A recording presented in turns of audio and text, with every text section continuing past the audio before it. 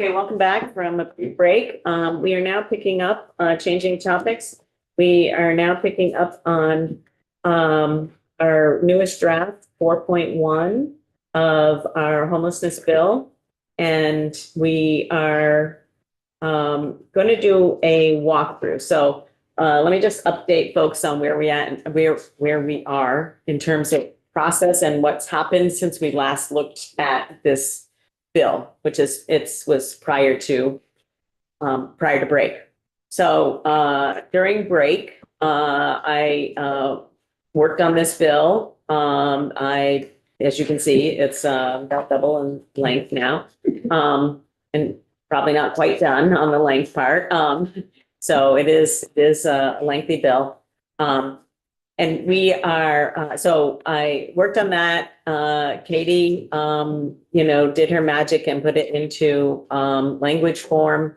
I had a meeting with the administration, and they have come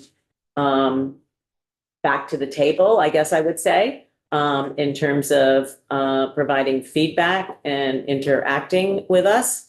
They will be providing some feedback. I asked if they could get it to us by our afternoon session so that we could have it for the afternoon.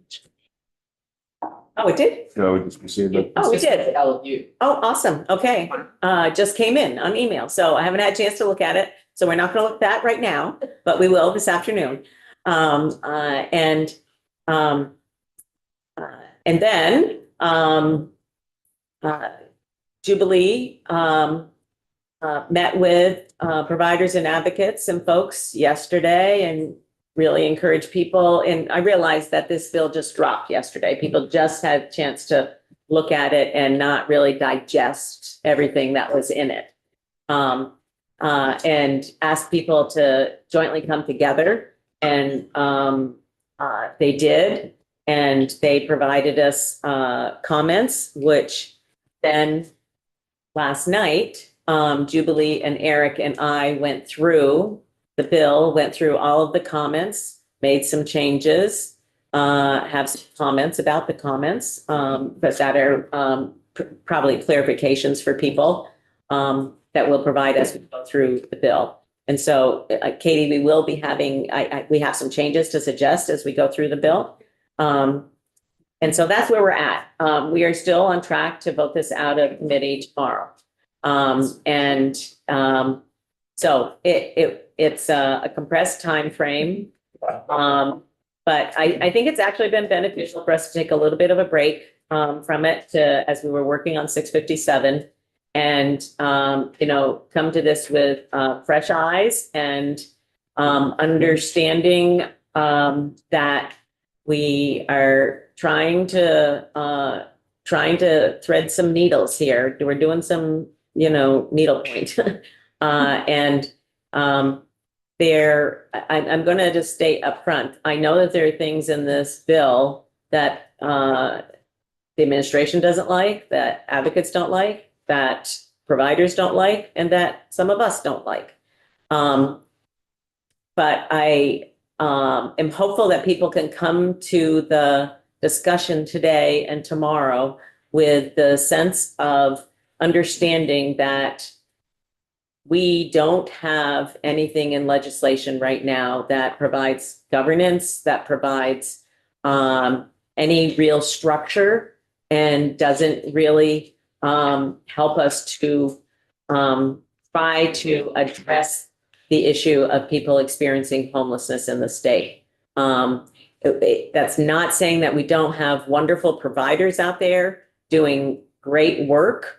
We are not working together as a system. I know that there's some folks who disagree with that statement.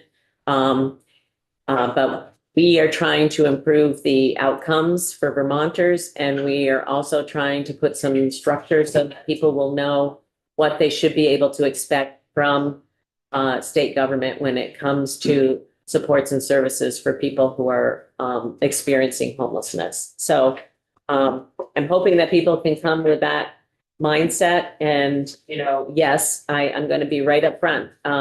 we would be providing under this scenario more services to fewer people. So I'm not, trying to disguise that at all. That is what is contained here. In order to be able to do that within the appropriation that we have, which I do want to remind people is more than the appropriation than we had last year. So I guess that's enough of an opening statement. Katie, let's move to the bill. Okay. So I'm assuming that we should jump in with Okay. changes. So they don't need you in healthcare this Okay. morning. Great. This morning. They may need you this afternoon. Oh, okay. Okay, sounds good. So shall I just skip ahead to where we have changes? No, I think that we should, because given I think given the break and the people haven't looked at this, we don't need to like read everything, but just a sort of a refresher. Let's go through each section. Sure. So the first section is a finding section. You have 2 findings here. I won't read through them. Section 2 is your legislative intent section. You have 4 items for legislative intent. And then you have a purpose section. It's the purpose of this act too. And then you have a list of all the items that are purpose items. And this is language that you previously looked at. Page 4, section 4. This creates in Title 33 the new chapter Vermont Homelessness Response Continuum. And I know you spent a lot of time on the definition. So that is what leads off the chapter is the definition section. Let's see here that there haven't been many changes to definitions since you've last looked at them. Let me see if there have been any changes.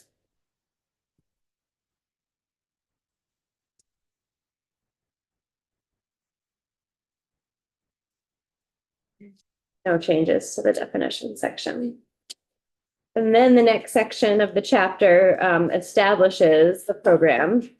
So you have language that it's established to prevent and address homelessness, and it's administered by OEO. In subsection B, we have direction that OEO is to maintain a continuum of care that is flexible, housing focused, designed to prevent homelessness whenever possible. Prioritizing intervention, rapid resolution, equitable access to emergency and permanent housing. So I want to make a comment, and Eric and Jubilee, pipe in if I missed something, but so one of the pieces of feedback that we got from I'm trying to find it from last night. There's like left in a hurry. The group that sort of got together and gave us sort of combined comments. Copy, I have it up on my screen too. Here's my notes on this. I gotta find it. One of the comments that we got, and I think it was both. It was in 2 pieces of comment actually. One from Jonathan Farrell at COTS, and also from the group, and it was the use of the term continuum of care being the same as the COC. And so we're keeping continuum, Vermont Homelessness Response Continuum, but Katie, in places where it says, and I'm going to try to highlight them as we go through, but where it says continuum of care, when it's referring to the program, we're going to say, do we say support their services? Continuum of services. Services. So we're replacing care with services. Okay, thank you. Okay, so we'll change that on line 18. And I might not catch all of them. I could do a word search later, but if you see them, please shout. Top of page 9. So this is the responsibilities of the program. We have a list that has not changed. 2203. So just to remind you, this is sort of the structure for what this program looks like. So This is yeah, we will say continuum of services. services. Thank you. So this is the continuum of services components. Is that Continuum of We service. could just say program components. Because we've already defined program, Program components. yeah. Okay. And then, but then the continuum of services is fine, that, in that lead, Okay. yeah. So this is sort of this subsection A lays out the framework for what the program looks like in terms of the different services offered. And this structure is repeated a few times throughout the draft, governing what is meant by level 2 and what are the parameters around who can access and for how long. So you'll see this structure a couple times. I can't remember the conversation, but on page 10, line 2, maybe I had winter weather and it was changed to cold weather use of hotels and motels instead of winter use. That change was made as a result of our last markup, and I can't recall the conversation. Okay. Middle of page 10, prevention and diversion services. So now we go through level by level. Each section takes a new level and describes what is meant by that service and what it encompasses. It also talks about whether services and the extent to which services are required with each level. And we do have an edit change Okay. on line 14. Okay. Of page 10. And so this was feedback that we received from COTS. And it was based on the notion that, yes, this is the primary, prevention and diversion is a primary entry point, but that actually people do come in different places. So for instance, it was brought up that somebody might come in at a day shelter, or somebody might, be accessing some other place. And they didn't want that to then have to say, well, no, you can't, we're not going to talk to you. So, so at the end of the first sentence where it says continuum for all households, although connection may be made at any level.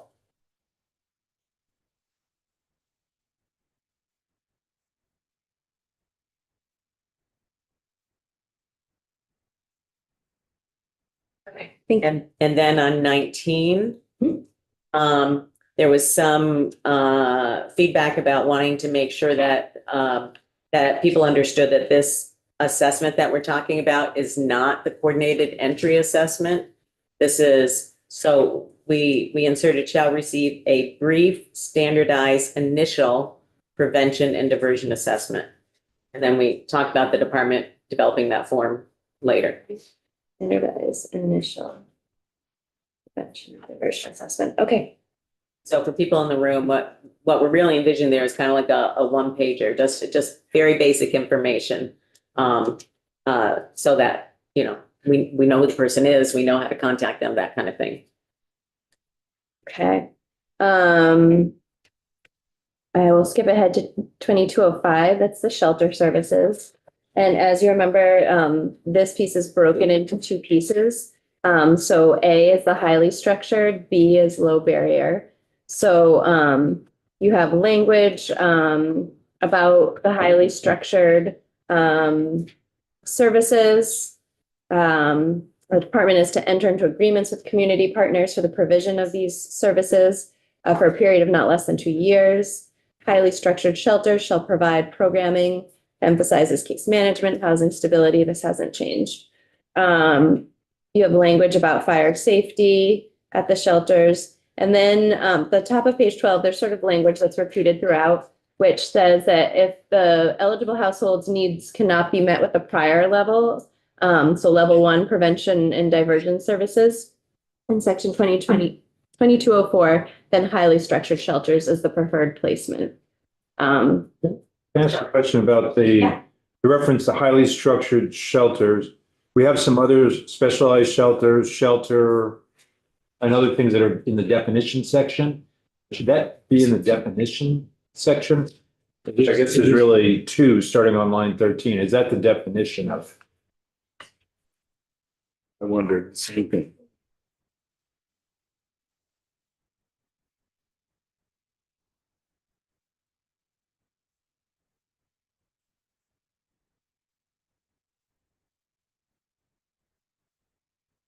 So, should we have, a definition? So we have shelter and then we say specialized, but we don't have highly structured and we don't have low barrier. Mhm. Yeah, whenever we move those into the definition section for consistency. Yeah, I think it's a good point to, since we call them out, to have definitions there. Okay, so I'll move the first sentence changed slightly into the definition section. First section of A2. Madam Chair, and other questions or thoughts we have that aren't structural, would you prefer we wait on those? Get those first read? Well, I'm giving her feedback that we pulled together from folks last night. So if you have other questions, it's okay to have that kind of thing now. I'm just gonna, while I'm thinking of it, we had a lot of discussion about when term office and department, and that was some feedback. And so rather than doing it here, Katie, I think I'm gonna give you a copy of my a markup. Okay. Or maybe I just do it here. I haven't had a chance to go through and because it's not always obvious if it should be department or office, Mhm. but Do you want to explain the contracting and why we sometimes have to say the department? department, yeah. Yeah. So so it's, individual divisions or offices don't issue contracts, departments issue contracts. So in some places it will say department, but like here under shelter services on page 11, we're going to insert the office shall determine the need for because they're going to be the ones with the expertise. And we're going to say, and on line 10, we're going to say the department via the office shall enter into agreements with community partners. And on line 19, we are substituting office. Because they're the ones with the staff. Sorry, line 16? 19. 19, sorry. No, I might have said 16, I don't. Where does the office go? Rather than department? Yes, So the line office, 19, number I got 3, it'll say the office. A little bit higher on line 9, and this is to the extent funds permit, and that's repeated a few times in the bill. Struck me as a little loose, if you will, and I wondered if something along the lines of to the extent funds are allocated for this purpose. As funds permit, that seems to create greater latitude in the execution of what we're doing. Rather than maybe a little more specific, again, funds allocated for this purpose. Appropriated, I would say. Appropriate. Oh, Yeah, yeah, that sounds good. Funds Okay with that. appropriated. People okay with I that? like that. That's what that is intended to mean, Yeah. but you're just. But being it's more clear, specific. tightens Yeah. it up. Yeah, appropriated. When will we get a fiscal note on this out of curiosity? I Don't know. don't know the answer to that question. After the bill is done is when the fiscal notes are done. Okay. So I think that kind of language where we see that, that's okay to change. Okay. Okay. Page 12, subsection B, this is the low barrier shelters. So subsection A, the department is determining the need. Should that be office? And then, Office. line 8, office, determined via the office. Can I say through the office? Yeah, you can do whatever you want. Okay. Then and line 7 has some of that the extent. Yeah. funds are- Thank you. 2, low barrier shelters shall minimize barriers to entry. I'm wondering if this is definitional and we're wanting to move this similarly. Well, I'm not saying, we want to include a definition, but I don't think I just want to move it. I think I was thinking about that under highly structured as well. Okay. I don't think it hurts to repeat Okay. in this. I don't normally say that, but. Sure. And then line 18, that's office. I'm sorry, did we catch the funds permit? Yeah, she's gonna do that. She's gonna do the research. Thank you. Yeah. Question up at the top, so on page 12, line 4, we talk about geographic accessibility. And I think I get the intent, but I wonder whether it's unintentionally being restrictive. If someone at their option would leave their geographic area, if someone's in the Burlington area, there isn't geographic, in that Burlington area, there isn't space, if you will, but there is in Washington County, and they're willing to go there, would they be able to do that? I don't think it prevents it.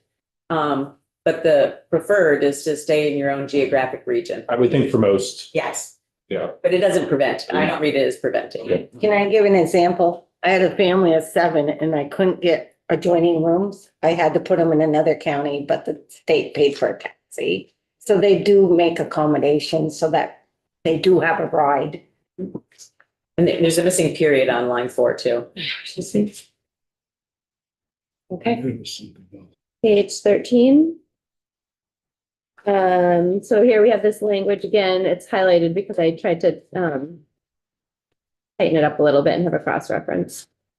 2206 is the specialized shelter services. This reads that the relevant AHS department shall determine the need for, and to the extent funds permit, I'll circle it. Yep. Develop specialized shelter services that comply with, fire safety as well as any other applicable standards relevant to the specialty population. To the extent funds are appropriated for this purpose, we have it there. The relevant AHS department shall enter into agreements with community partners for the provision of specialized shelter services for a period of not less than 2 years. And that is because those, we heard from DCF that their intent would be to do interdepartmental transfers to those departments like Dale and or like VDH. I might restructure that so it's a list because we have the same lead-in language. We'll have it twice. So I'll make it work. Okay. 2 hasn't changed. Specialized shelter services shall provide services delivered in highly structured shelter as well as additional specialty services, such as services for substance use disorder and mental and physical health conditions. Eligible households receiving specialized shelter services shall participate in case management and other services to the extent the eligible household's ability. Top of page 14, subdivision 3. This is the similar language that if your needs can't be met by the prior 2 levels, then they can be met here. Yeah. And So this is actually sort of my only question about that relates to each of these levels. Yeah. This is the right time to ask it. Sure. So the way I read the language as it's written, I understand fully the idea of the sequencing of the levels, but it seems like even if you come in right, you approach in the diversion phase or whatever, and a specialized service shelter would be appropriate and has the space for you to be there. If you haven't done level 1 and level 2, you can't go directly there. You have to be not able to go into level 1, not able to go into level 2 before you can go into level 3. But it says if the needs cannot be met. I think I had the same thought as I read through it. If they can't So be it's- met, right. It's not, I don't know that it's a space thing. It's So it's whether, not a capacity. it's not a capacity, it's whether it's an appropriate setting for that. that first. And- That- Okay, all right. Yeah, all right. I see your point. I had That the makes same- sense. Yeah, because, yeah. All right, thanks. If we did still feel concerned about that, like if capacity were to get in the way of somebody's, even though I know it's not our intent, we could add something at the beginning if an eligible household needs not be met. Or capacity doesn't exist for that tier or level. Right, but you wouldn't, if somebody didn't have a medical need, you wouldn't want them to as the next Yeah, step because there wasn't level 1 and 2. Got it. So you now must go into level 3 before you can go to level 4. Because of capacity, you don't want that mismatch either. Yes. I don't know if this changes too much, but if an eligible household's specific needs cannot be met, does that make it individualized in a way that it would prevent the confusion? Without changing too much else? Well, but it's also this, like the specialized service agency may be utilized. It's not just if there's capacity and staffing, it's also, that does say that, and they require, and they need specialized services. That's covered, yeah. Yeah, I think that's fine. I think it's fine. I think it's fine, you know, if, You just have to let the lawyers at the table talk it out. Yeah.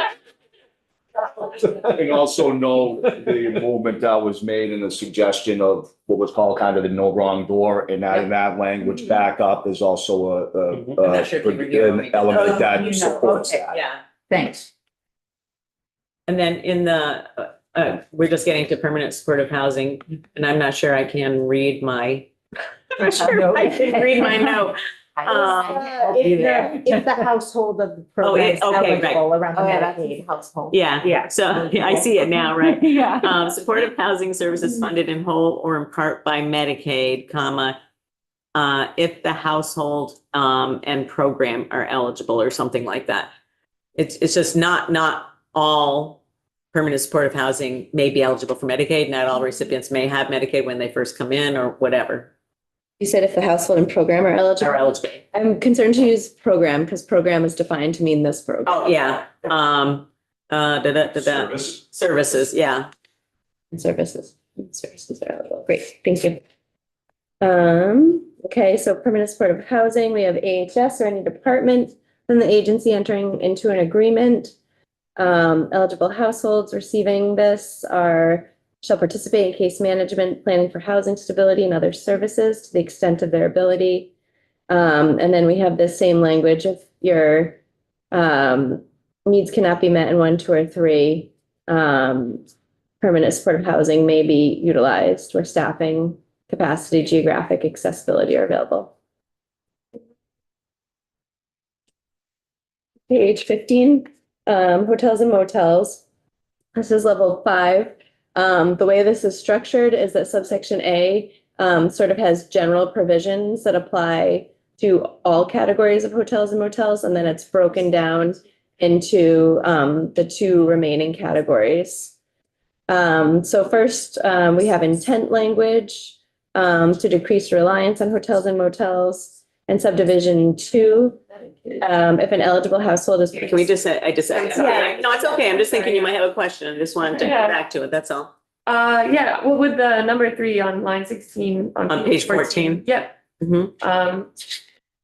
Maybe I'm misinterpreting this, but same with like if level 1, 2, or 3 does not work, permanent supportive housing may be utilized, although in my opinion, permanent supportive housing seems to be in some cases the best option. Like we would love to get there for everyone immediately. So it made it sound like in this order, like that was like after all these things. Even though it would be great to have before all these things too, if possible. That's, I mean, I think that's why each thing has the intro of the eligible household's needs. So it's looking at the individualized needs of each household. And so it's trying to say, okay, after an assessment, the best place, if you can't get your needs met in any of those others, then because we are also looking at a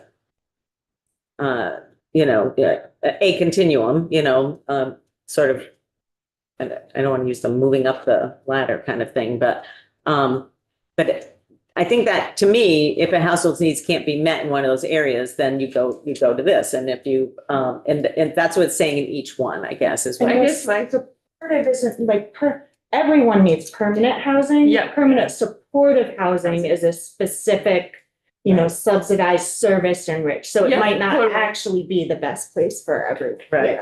to wind up. Oh, I see. So this is only in very special circumstances because in a perfect world, especially like I would feel that this would be option 1 for the population that requires it. I mean, that's essentially It what would be it's, option 1.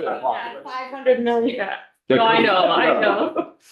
yes. I Okay. Because of that household's needs Needs. language. Right, that's, Because someone who would be would be appropriate in the setting of permanent supportive housing. There may be a low barrier shelter space available, but that's not appropriate to their needs. So they're going. they bypass that and they go. They get, I guess, yeah, I'm It does still a feel little stuck. progressive, but it's Yeah. not just progressive. Right. That's the kind of dilemma, trying to make sure that's clear. Okay. You kind of the idea is compartmentalize each one, and here you have your options. Yeah. What option works best for Esme? That's the option we Yeah. place Esme in. Yeah. We're still That's- trying to figure that out.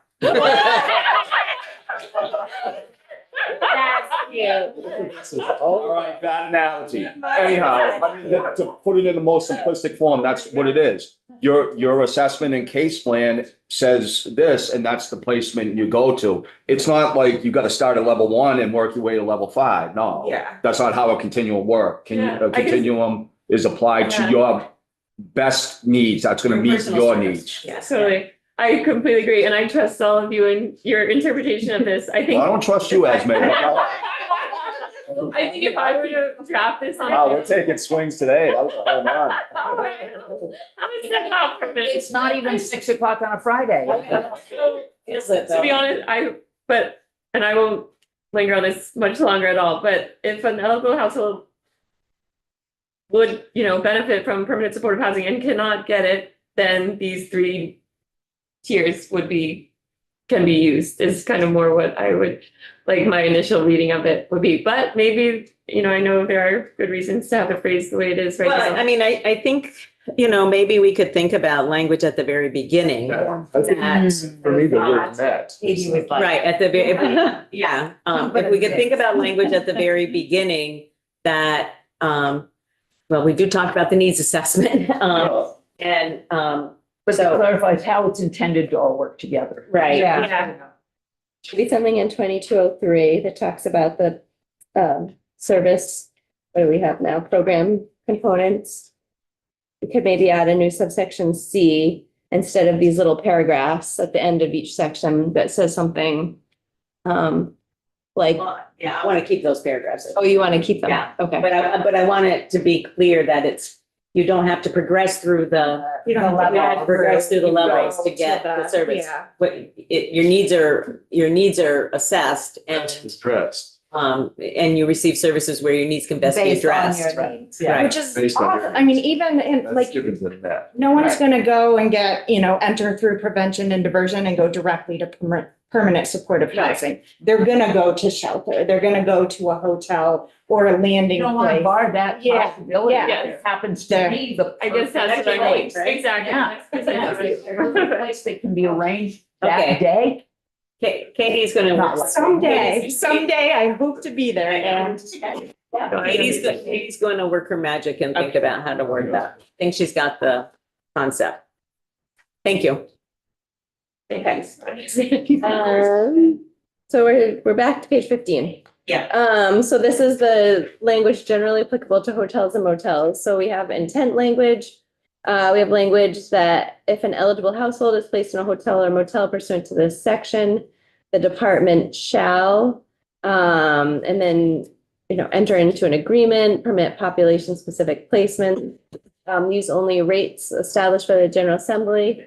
If an eligible household is placed in a hotel or motel pursuant to this section, community partners are to enter into agreements for the use of block hotels, negotiate conditions for those blocks.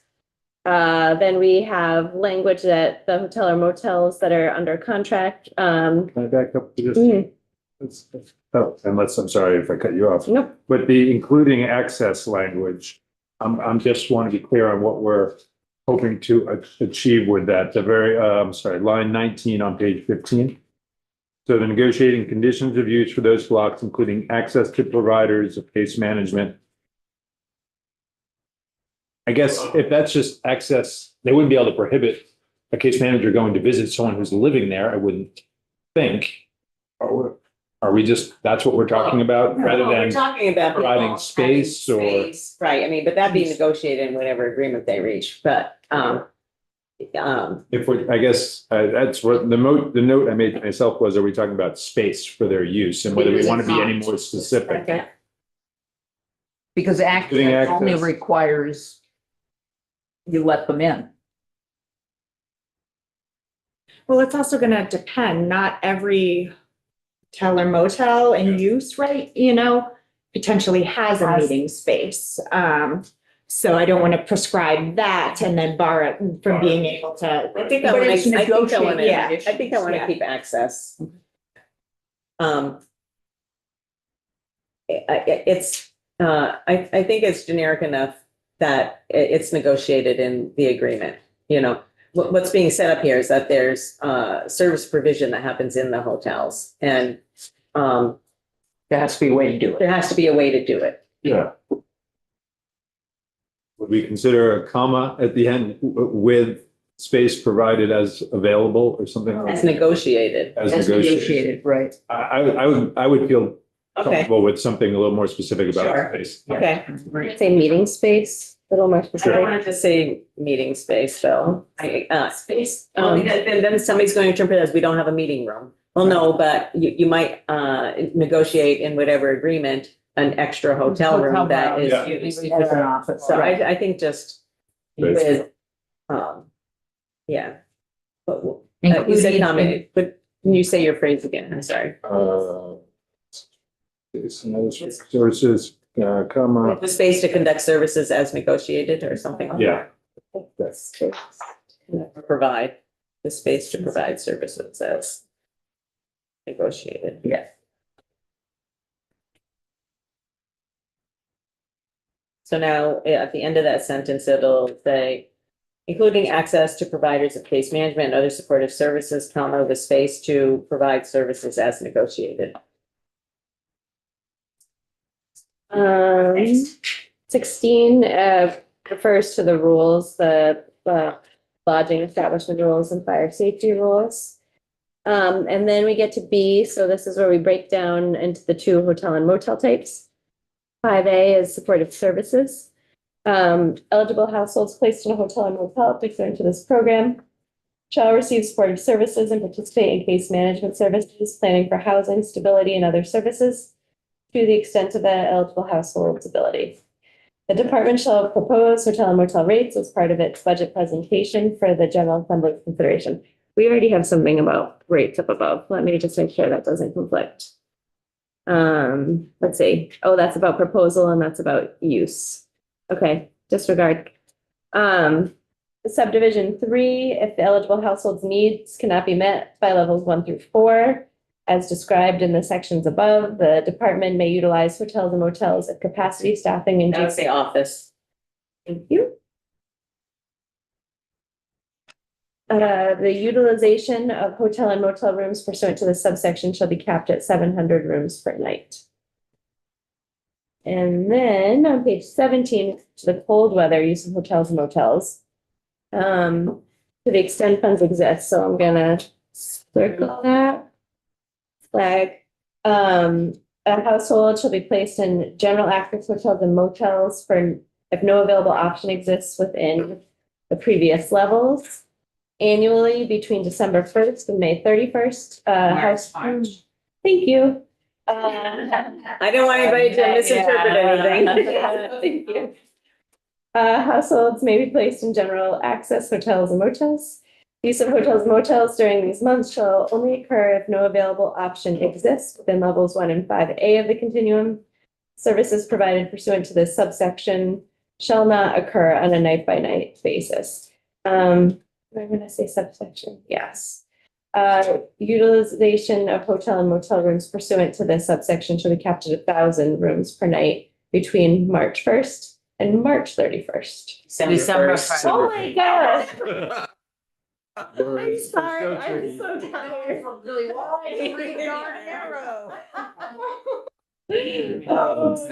The question, December 1st. so that is pursuant to this subsection, so just subsection C, cold weather use of hotels and motels. there'll be 1,000 rooms available for that purpose. Yes, that's what it's saying. Hey, Katie, you're doing great. Yeah, yeah, no, I wanna have that. Yeah, really. Cookie time. Yeah, Yes. my only question about the cold weather use, particularly because it is not night by night, a little confusing, services provided, I assume that means access to those rooms. How does this connect to, the, involvement in what, Yeah. support services? Because we don't want to create a position, a assumption that if you get a cold weather hotel room, you just hang out there for all those months. Yes, You don't have to participate in case management, housing becomes available, and you like the hotel, all of that stuff. yeah, no, it's 4 months. Right, right. You there can't sh- just there be should be there some level of without, engagement. without engagement. Yeah, yeah. So then it begs the question, Katie, about the structure of that. And remember, we used to have 3 levels of hotels, right? When I started this, did we have 3 levels of hotel? I don't know. And then you brought up the question, well, what's the difference between the first 2? And I said like, well, really, there isn't, right? And so then we combine them. And now it's really the,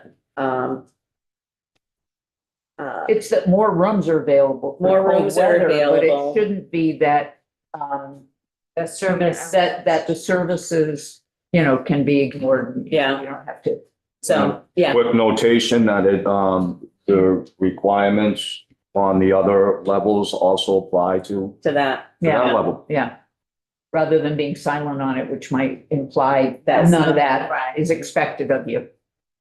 I look at it as it is expected because it is implemented within the continuum. It may be a subunit, so to speak, but there's still a level of attachment. But I believe making a notation that the requirements also expand to there would be Katie? sufficient.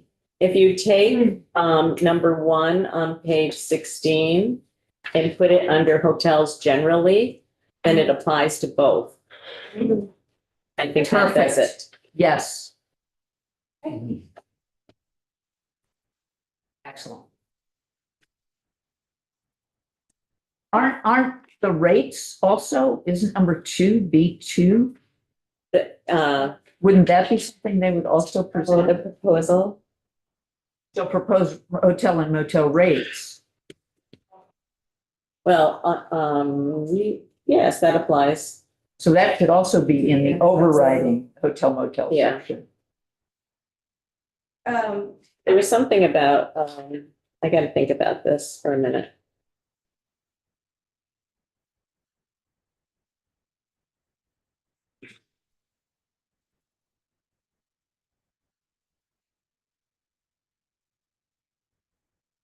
Okay, I think that would be okay, Katie.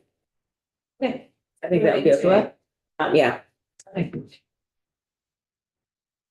Then the only difference, well, we already said it. So unpopular suggestion, how strongly do you feel about having 2 categories? I'm not, that's what I'm sort of like, going. We could make this one big section, and then just have a subsection that says for the months of, I won't even say them, X through Y. It will, that this applies. So it'll just be like a standalone subsection and then otherwise. That basically just expands the cap on the number of Right. rooms to be able to accommodate, Yeah, the fact that more people, yeah. we want more people to have shelter and. So the only question arises when we come up into time limits. Oh, yeah. For participation, it refers to a level, but we can figure that out. That's true. I'm gonna let you think about that, because it's not policy, it's just structure, Yeah, okay. okay? Maybe combine. Okay, let me play with it and That's see amazing. where I land. It might still be useful to have two clarity. Let's when we get to the sections, say, break it out again, let's take another look and Okay, think through it. okay. Okay. Shall I move on? Yes, we're on other emergency, right? Okay, yep. So one thing I did here is it felt confusing when we last talked about this because we have sort of multiple supports we're talking about. So I tried to put a heading in for each paragraph. So we're kind of being a little bit more clear about what we're talking about in each subsection. So A is municipal supports. We should say the department through the office.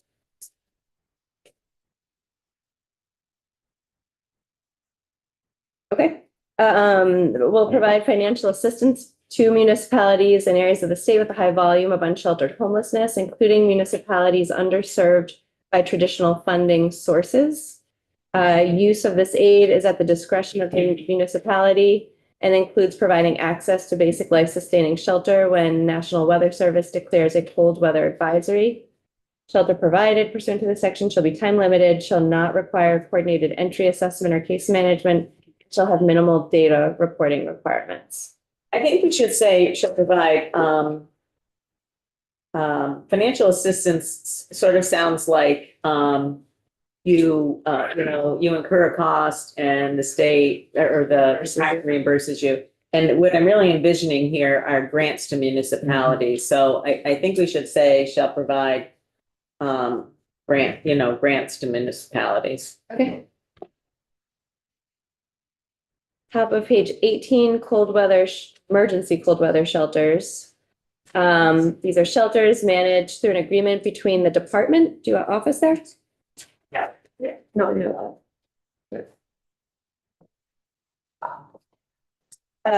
Office and one or more community partners to provide overnight low barrier shelter when weather conditions warrant. Department, let's say office, and community partners shall ensure equitable access to emergency cold weather shelters for communities with high number of households experiencing unsheltered homelessness.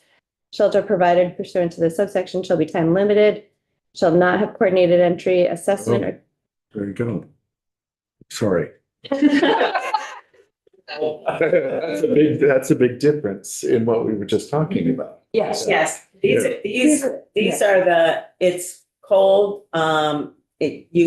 you're out in the cold, you Yeah. get to come in. That's what the language, when the weather conditions warrant. Rather than tying it to something, either a degree or a National Weather Service declaration of some kind. Yeah. But it- Now, at some point, we had this discussion and we had degrees and then They were very. oh, maybe definitions. Hold on, let me flip back and see if emergency cold weather is dealt with in the definition.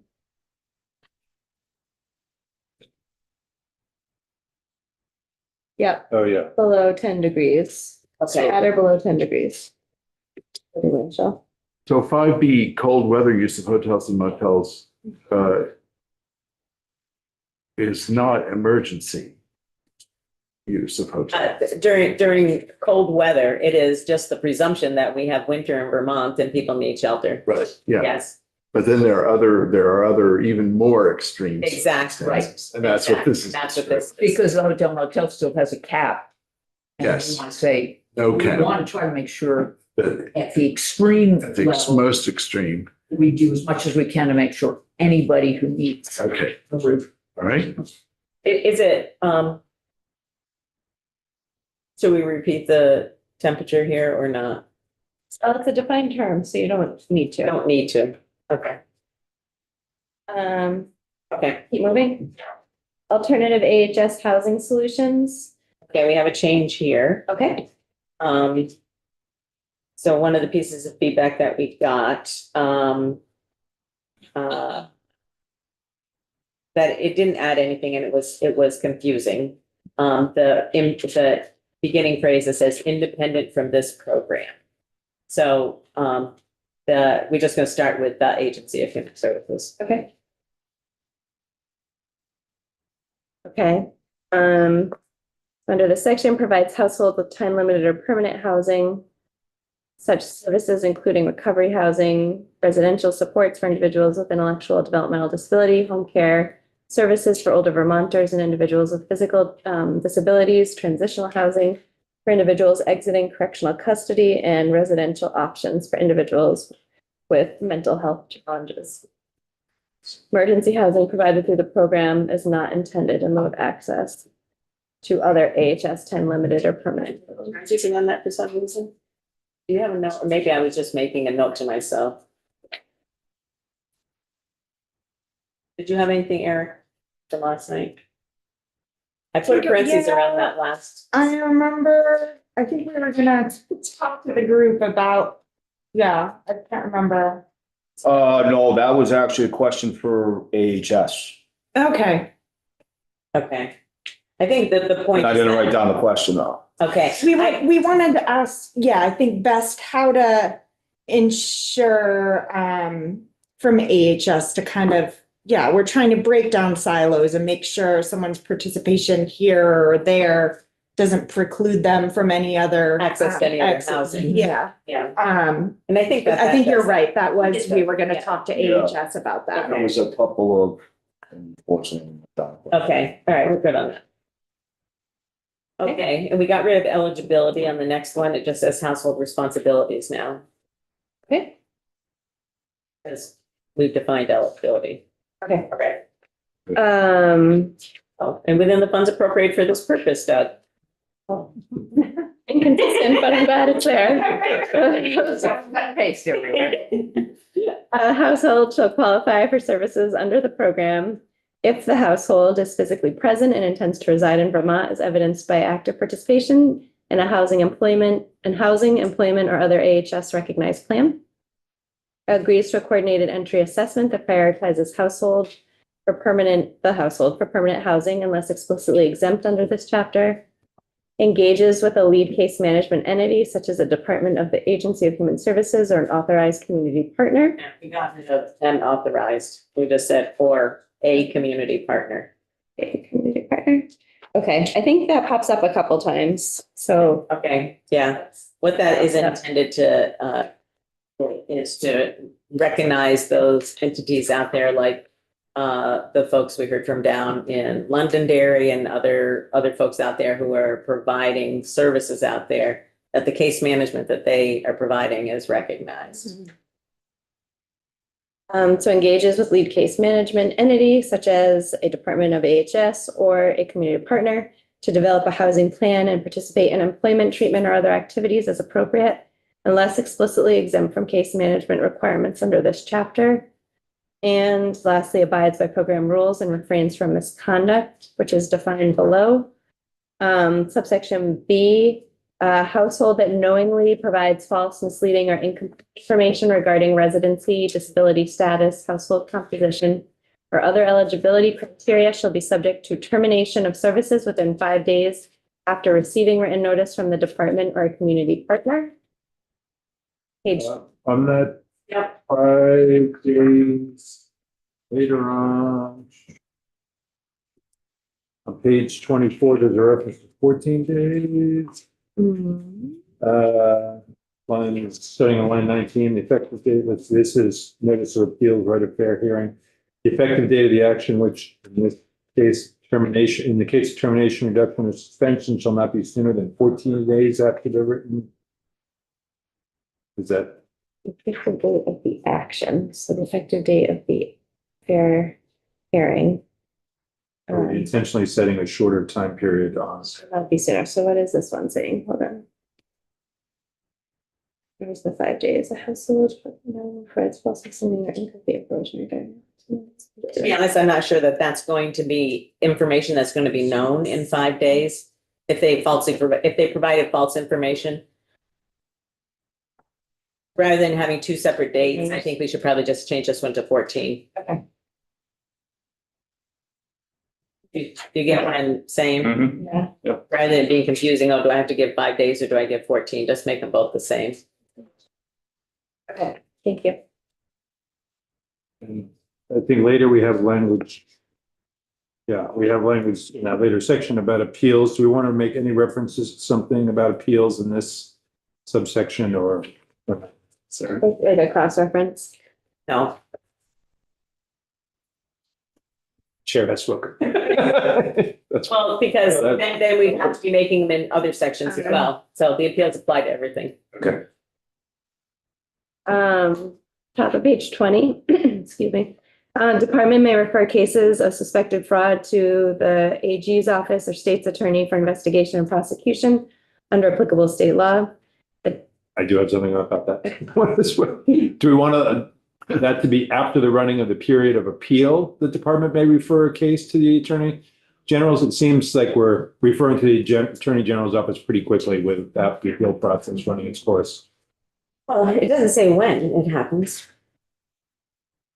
But it also doesn't preclude it happening before an appeal.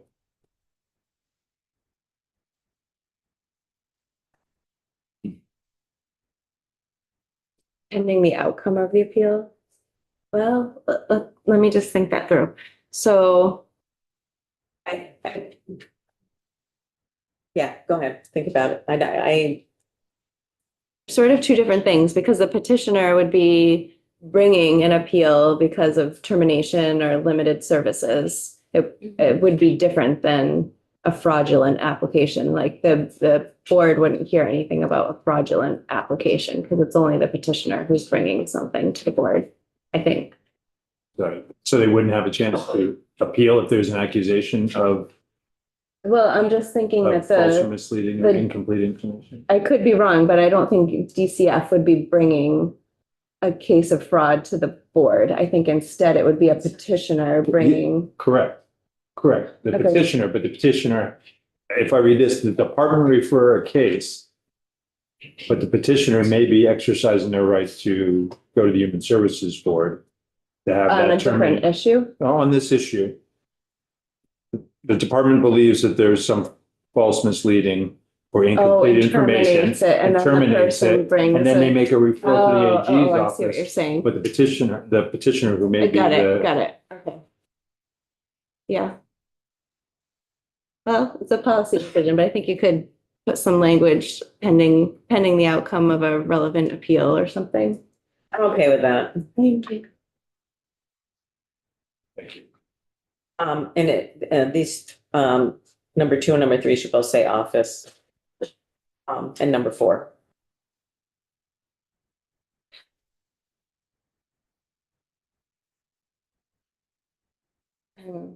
I don't know if HS is gonna be okay with that. I'm just pointing it out. I mean,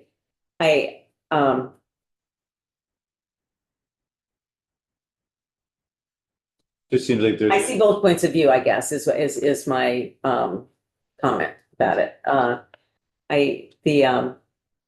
If you, the appeal process can take some extended length of time, to happen, and we're not talking about, termination from other reasons. We're talking about fraud. oh, yeah, right, false, misleading, or incomplete, I Yeah. guess. But then we Decide what's knowingly providing incomplete information really could be a judgment call. Well, that's why number 4 exists.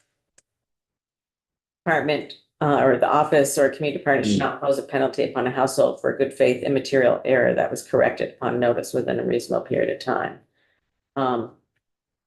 I don't know how many cases are going to be referring to the Attorney General's office, but it just seems to me that if we have a department level process that includes the Human Services Board, that would be appropriate to have that run its course before referring to the Attorney General's office for a Well, prosecution. we can put it in and see what happens. Okay.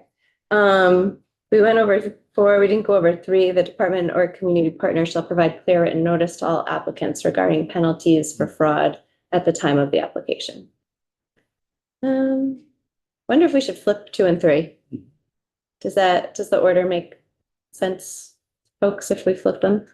It Oh, yeah, actually, written notice. Actually, should be. 1, well, I think 3 should be 1. okay. Yeah. That you're providing notice, and then if the person's right. Okay. That brings us, For second, I'm sorry, what? could we put for second? Yeah, I feel just like the that should go flow- up. I think that I should go mean, that's further up. normally what happens is there's a notice, you figure out the problem and the person resolves it. Yeah. So I think we should start there. Okay, so 1, 4 is number 2, number 1 is number 3. And number 3 is number 2. Number 2 is number 4, yes. so now, okay, I got it. That's the more logical sequence of what happens. Yeah. C, an eligible household engaged in criminal activity or misconduct that is not related to a disability may be subject to immediate termination of services as necessary for the safety of the household, other households, or staff. And we're going to insert for the safety of other members of the household, other households. Oh, Trying to deal with the sexual assault or domestic violence Yeah. issues. Yeah, So, yeah, we didn't want the whole household to be removed if it was only one member of the household. So if there was something happening. okay, I'm sorry. I thought you were saying only other participants in the program. And like if somebody else in the hotel was put at risk, we don't care. No, No, I understand. Yeah, I get it now. But I did still have a question in terms of criminal activity that's related to a disability is a pretty broad exemption. Well, I'm sorry, it could be sentence structure. My intent was misconduct that's not related to a disability. Oh, okay. No, I'm right. Oh, I can flip them. Misconduct that is not related to a disability or. Or criminal activity. Yes, thank you. Okay, apologize, I'm stuck on the previous one. I don't know if that does what it does. So the point of the members of the other household are so that one member of the household could be removed, could be terminated from services. But just adding this to the list, I don't think does this. I think it would read as you're terminating the whole household. Well, I thought we adjusted that. That's what, so an eligible household engaged in criminal activity, a member of an eligible household. Oh, that's where you're adding it? Right. No, that's not where I was, but I'm trying to address the issue that you are raising. Oh, okay. What if we say both, an eligible household or member of Okay, an eligible household? and then I also want to, for the safety of the other members of the household, I want to include that as well. At the end? Yeah. Okay, I have it both places. And then as used in this section, misconduct means documented behaviors that materially endanger the safety of others, involve the destruction of property, or constitute illegal activity.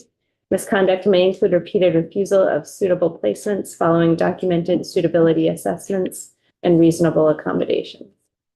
So I'm trying to cross-reference and not finding that easily, but I know that there's notice and there's appeal and those different aspects if services are going to be terminated.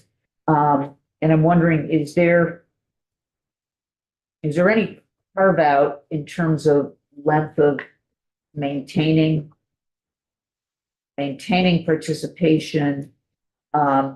If there's, well, let me just, so let's say you have a member of the household that's engaged in very serious misconduct, criminal activity, assault, sexual assault on another member of another household.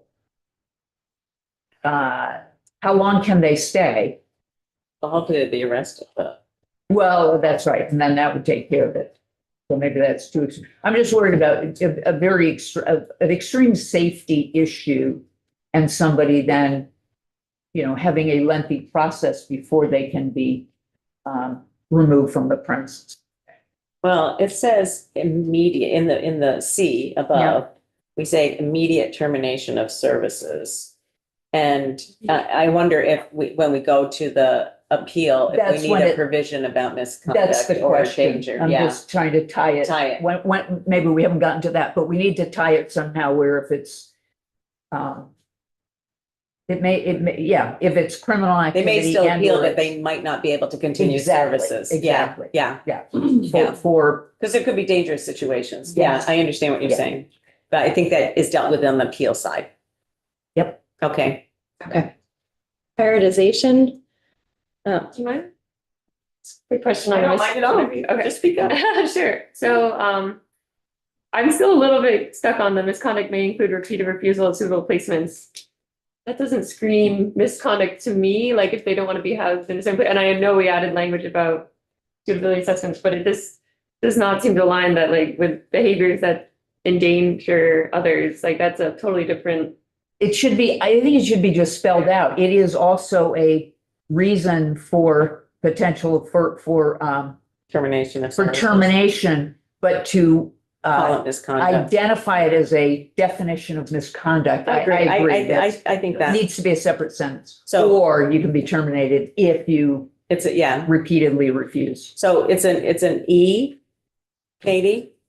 And it's not called misconduct, just a household. Maybe terminated for repeated refusal of suitable placements.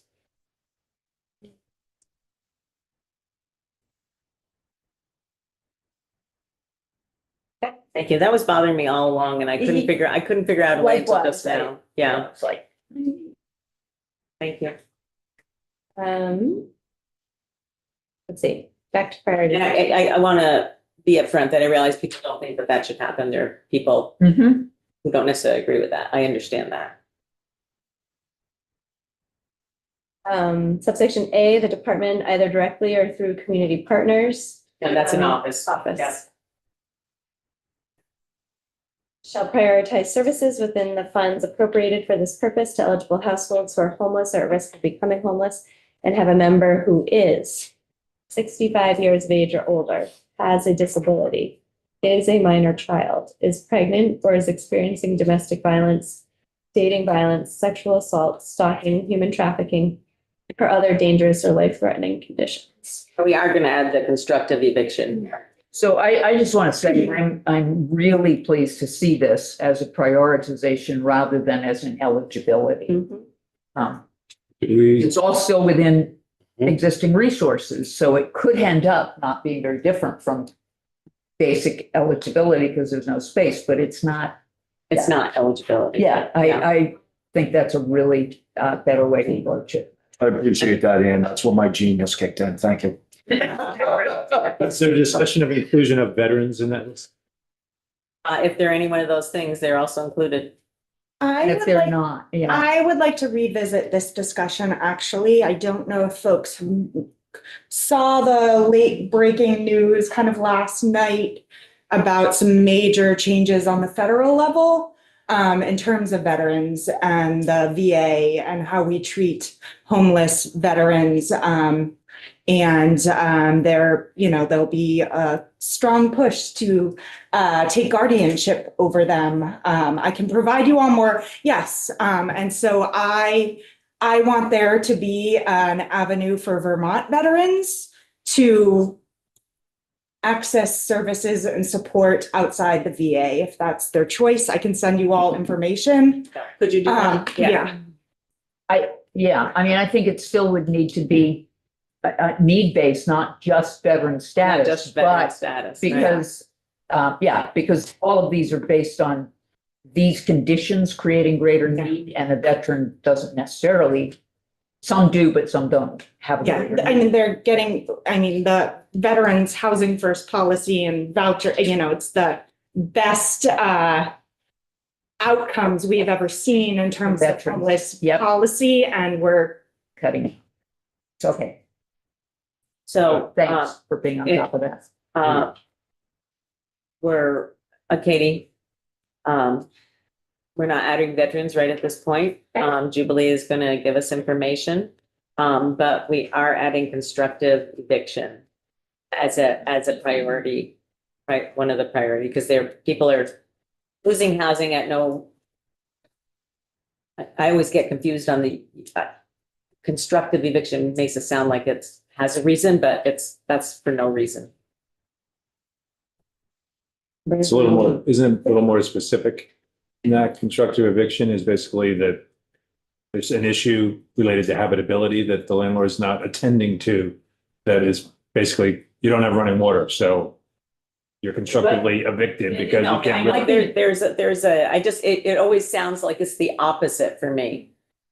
It always sounds like it's the Because the in law. this- problem with the yeah. tenant as opposed to the problem with the landlord, and it's, so I'm agreeing with you. Okay, Yeah, you like it, yeah. Yeah, because a legal. You wouldn't want anybody there with The no legal running term water. normally would mean that narrower version that Doug is referencing. It's what we had before, Katie. Okay, I'll just put a 6 that says has experienced constructive eviction. Yeah. Okay. Subsection B, proof of an eligible household's disability shall be verified by a healthcare provider licensed or certified and practicing in Vermont, a determination or certification from a state or federally recognized agency or program that provides services to individuals with disabilities, or self-attestation by the eligible household subject to verification by the state or community partner within 30 days when other documentation is not reasonably available at the time of application. Do you want it to say state instead of office? It should say, no, because you know what? Yes, I do, because I remember that meeting, it could be a different department, yeah. Okay. Subdivision 2, the presence of an eligible household member's disability shall be verified by Office. Okay. Did I just read this? No.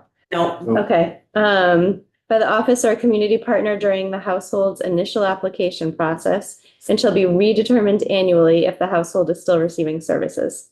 An eligible household with a member who has a lifelong disability, such as an intellectual or developmental disability, shall not be required to have disability redetermined. Top of page 22. The department and community partners, should that be office? yeah. Did I see something where you have to be someplace at 11? Oh, did that change? No, it's They not. canceled me? Okay, No, it's afternoon. afternoon, okay, that was the. Okay, I have a few places to be this afternoon. I'm here until lunch. Great. Okay. The department and community partners shall comply with the ADA with section 504 of the Rehabilitation Act for the purpose of providing reasonable modifications, effective communication, and accessible placements. Program rules and case management requirements shall be reasonably modified as necessary to avoid discrimination against eligible households with a member who has a disability. 2212, time limits for program participation. This is where we again have that structure that we already looked at. Sorry, I'm going backwards a little bit, just on the thing that you were just referencing.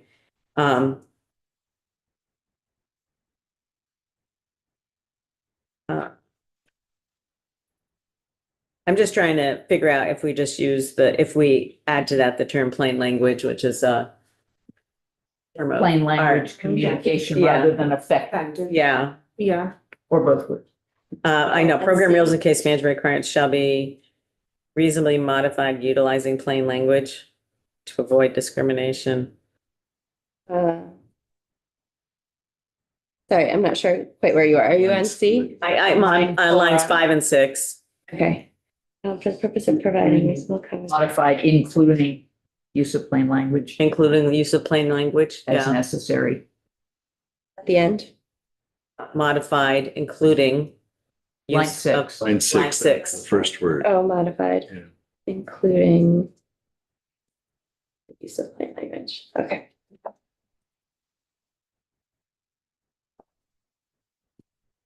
Okay. Moving 2212, subsection A, time limits for program participation shall be governed by the level of service provided as follows. Level 1, any temporary housing provided through the program's prevention and diversion services shall not exceed 30 days per rolling 12-month period. And we had some conversation about this last night, and so just to be clear with people in the room, so if you provide financial assistance for rent, first and last month's rent or whatever, that's not housing. That's financial assistance. That's, flexible funds or, however it's referred to. There was a question about whether or not that would be considered 2 months of housing. And it's, First and last months, but otherwise the intention, does this state the intention is specific to rent, not first and last month? It is 30 days. it's specific to providing temporary housing. So, a community action agency has an apartment, that they lease. They have a master lease, or not master lease, they lease. And they provide access to that apartment for 30 days for somebody, a household that's in an emergency situation. But the intent is that this is prevention and diversion, is trying to solve a problem quickly. And if you can't, then you move on to the other services. I guess I had read it Yeah, as referring to rent. that's why Because I didn't know of other housing that would be provided for prevention and diversion, and now you're giving an example. So I'm bringing it up because if there's a way to make it clearer, Any temporary housing provided not in the form of rental assistance to the program's prevention and diversion services shall not exceed 30 days.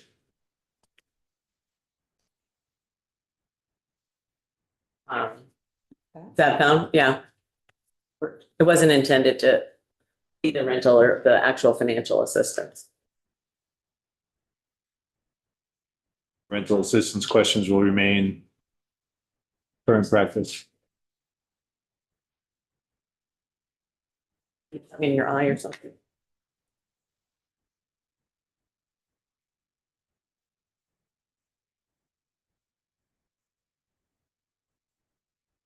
And I want to say temporary or,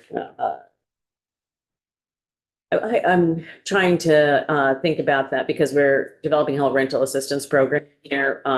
This is, and I know the people who do this now know what it means. It's not ongoing. This isn't the ongoing rental assistance that you would get. Do we need to say temporary or whatever? Yeah, why don't we say not in the form of temporary rental assistance, if that's your intent? I'm just, well, on the break, maybe we can have a chat. Sort that out. For right now, yes. Okay, so what did we just do? We inserted the word temporary rental assistance. Line 11.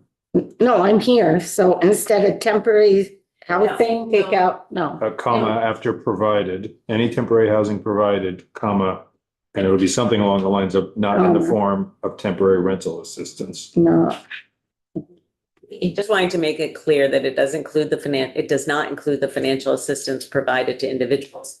But I also don't want to provide any confusion that it's, I don't want to provide any confusion with the bridge program that we are establishing. So, and maybe I, just by mentioning it, I provided more confusion. So we'll see. Right. I'll chat on the break. Okay. Okay, level 2, the department in collaboration with shelter provider, should that be office? Yes, that should be office. Thank you. Okay. The shelter provider shall establish the maximum length of stay in highly structured shelters and low barrier shelters in rural. 3, the department in collaboration with other relevant AHS departments shall establish the maximum length of stay in specialized shelters in rural. So on those two, Yeah.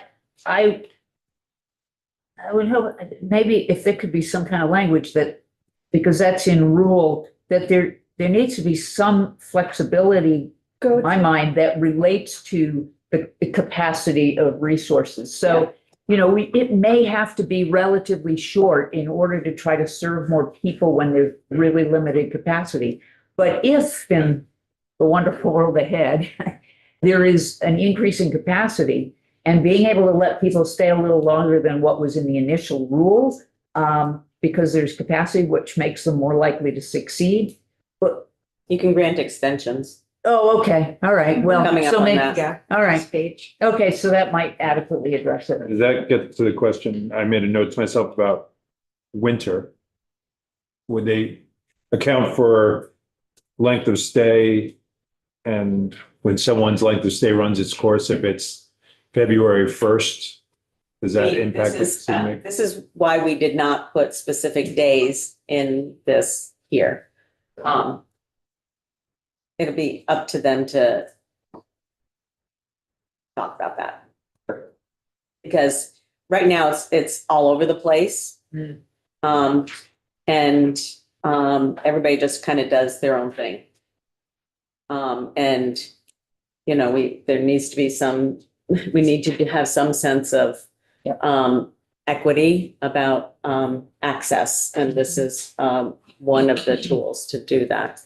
But it would have been arbitrary to just put Yeah. something in, because they you know, different shelter providers have developed their own. In the department's guidelines, I think it says that they have to have them, but it doesn't say what they are supposed to be. So they'll come to agreement about that. And maybe we say in rule, it could be in the shelter standards, which are not in rule, You want to say in rule or shelter standard? or shelter standards. Yeah.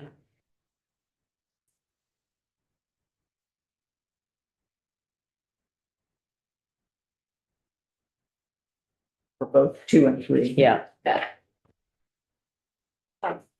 So we're at the top of page 23, level 4, permanent supportive housing services may be utilized by an eligible household for as long as the eligible household's plan indicates it is necessary.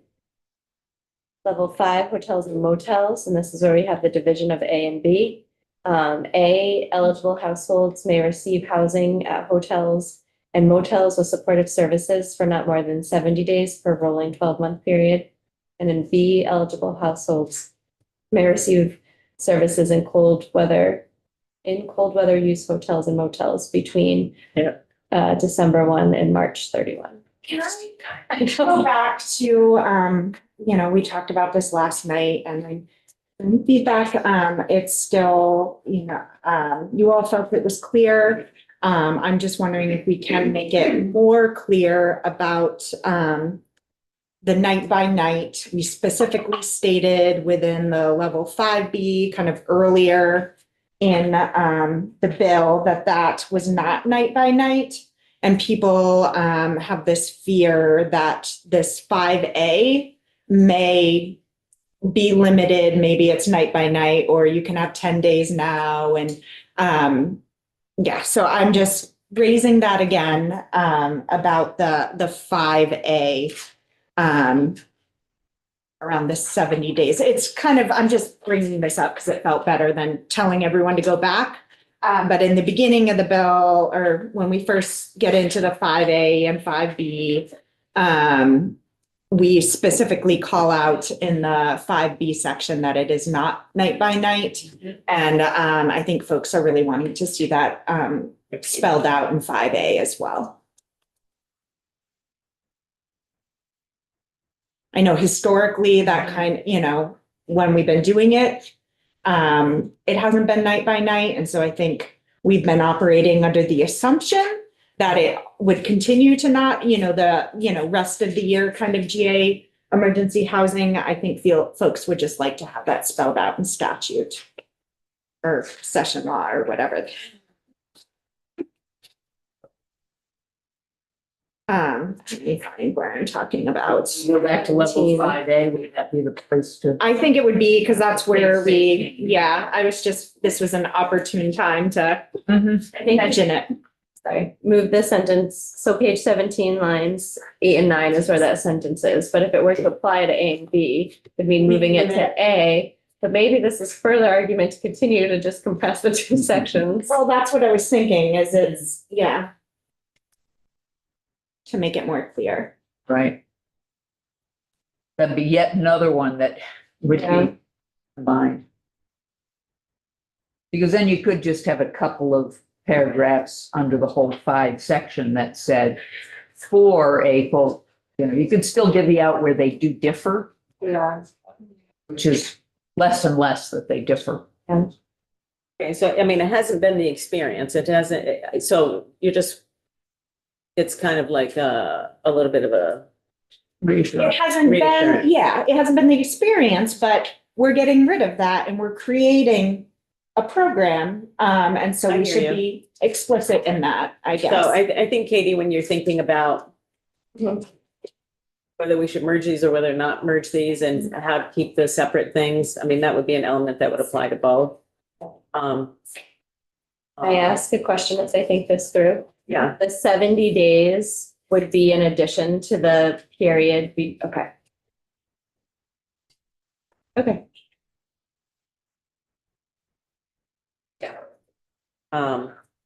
okay, so we'll revisit that when you have sort of a rewrite of that by. Okay, the office may grant extensions. Thank you. So extensions to the time limits established up above pursuant to criteria adopted in rule, including for an eligible household actively awaiting a placement in housing, treatment, or other services, medical necessity, lack of reasonable alternative accessible placements for a member of an eligible household with a disability, and imminent risk to the health or safety or one or more of the eligible household's members. I'm wondering if we can make this stronger. I know, like, I don't, we can't. It's pretty strong right now. Well, Yeah. may versus shall is not. I know we can't use shall because it depends on funding, but, like, they can, but will they? Kind of thing is, I think, people's fears. So I don't know if there's a way to put a little more oomph in that. I see, I think It's that there, hard, I yeah. think there are too many variables to say shall. Yeah. Oh, and I'm not, yeah. I mean, I get it. I'm sorry, I'm just I know. I'm reacting to the, I'm just, yeah, I get it. Yeah, I understand what you're saying, but I don't really, and so I apologize for responding so quickly. But, I think there are too many variables, that interplay in that and, in the, within the funds. I know, well, it's not just funds. though. Yeah. It's Yes. funds, it's other people needing services, it's, Yeah. it's, what, whether or not, yeah, I just think that there are too many variables. And that, I think that right now, the department tells us that they aren't authorized to provide any extensions. And I'm like, I'm not sure that somebody needs to authorize you to do Yeah. that, but so we're authorizing them to do that. Yeah, under case management services, we changed, Katie, this, it's about sentence structure. It'll say each eligible household shall be assigned a lead case.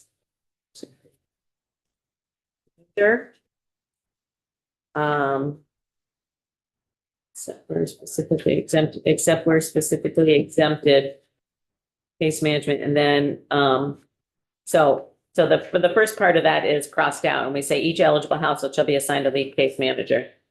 And then, Let me just follow along. Are you, everything before the comma is yes, crossed out? yes. Okay. And, Sorry. what line Yeah, are we I'm on? confused. we're at the bottom of page 3, Okay, yeah, case management services. yeah, The first part of the sentence, so all of line 20 and up to the comma on line 21 okay, is crossed out. And we are saying now each eligible household shall be assigned a lead case manager, comma, except where specifically exempted for certain services. So we exempted it for like the Cold weather. emergency cold Yeah. weather stuff and then line 5, for some reason, I had said it twice, didn't need to say it twice, so you can eliminate line 5. The whole sentence. eliminate the whole sentence, but the next phrase, sorry, which may be from any agency of Human Services Department or a community partner, goes back, goes to the beginning, goes to the first part of the section, Okay, so exempted for certain services, comma, which may, which may be from any Okay. agency of Human Services. You got it. And then a household may request a change of case manager.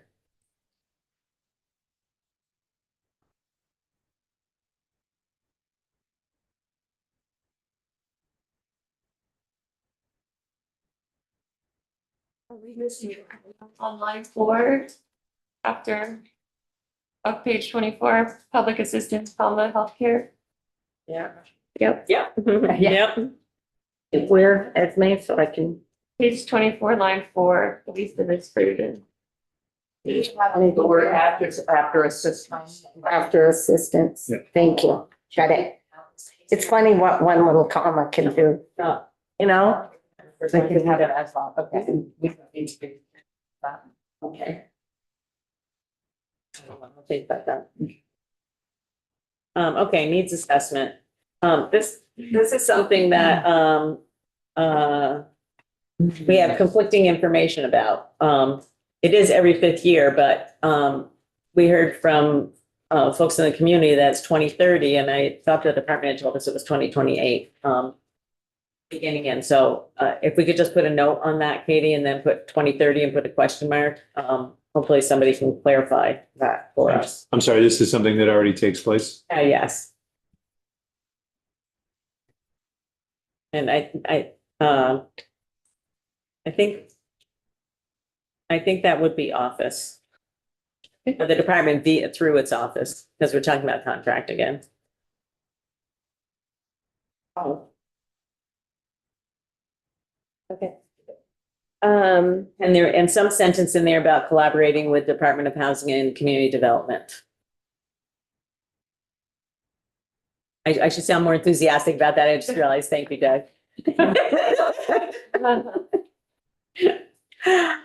Who's I'm just currently tired. doing- I'm tired now. Who's the organization that's like, do we know?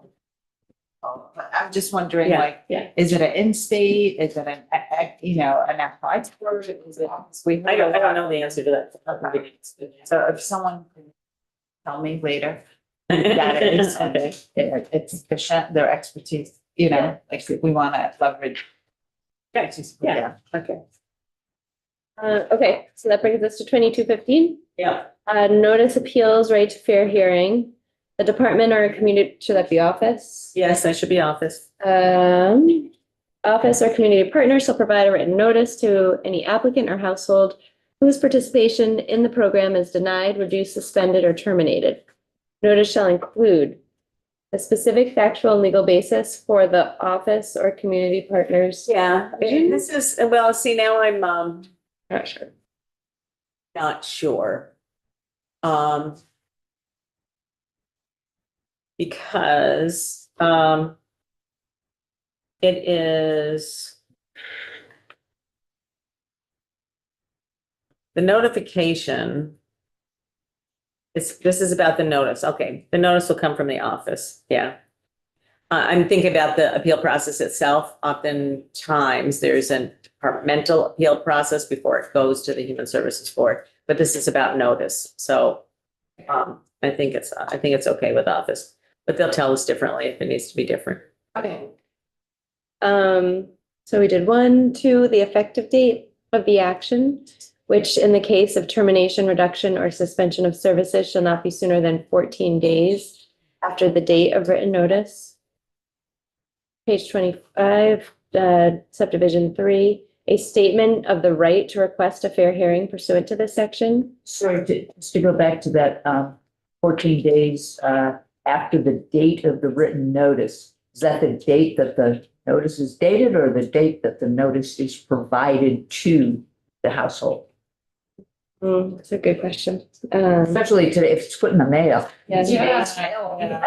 It could be the next day, you're, Oh, true. Date received. Okay, so where's that? Should not be sooner than 14 days. after receipt of the written notice. Yeah, After the with house- receipt. Receipt is There's then a we problem have with to receipt. prove. Yeah, I don't know. There's a problem with receipt. Yeah, it seems vague. Delivery of the notice? But how do you contend? Yeah. Yeah. No. I don't know, we're not the only ones that deal with this. There must be a. I'm not sure what other appeal processes say, and Well, I know even like paying taxes, a lot of towns are now saying can't be I was- by postmark. I was thinking Yeah. that. It has to Use get to postmark. us. We just did it with ballots. Yeah. yeah, We couldn't accept them, yeah. so there is something going on. I was, Yeah. but I can't remember specifics to be able to and give a good answer. I'll be sooner than 14 days. All right, so let's just flag this, Katie. Okay.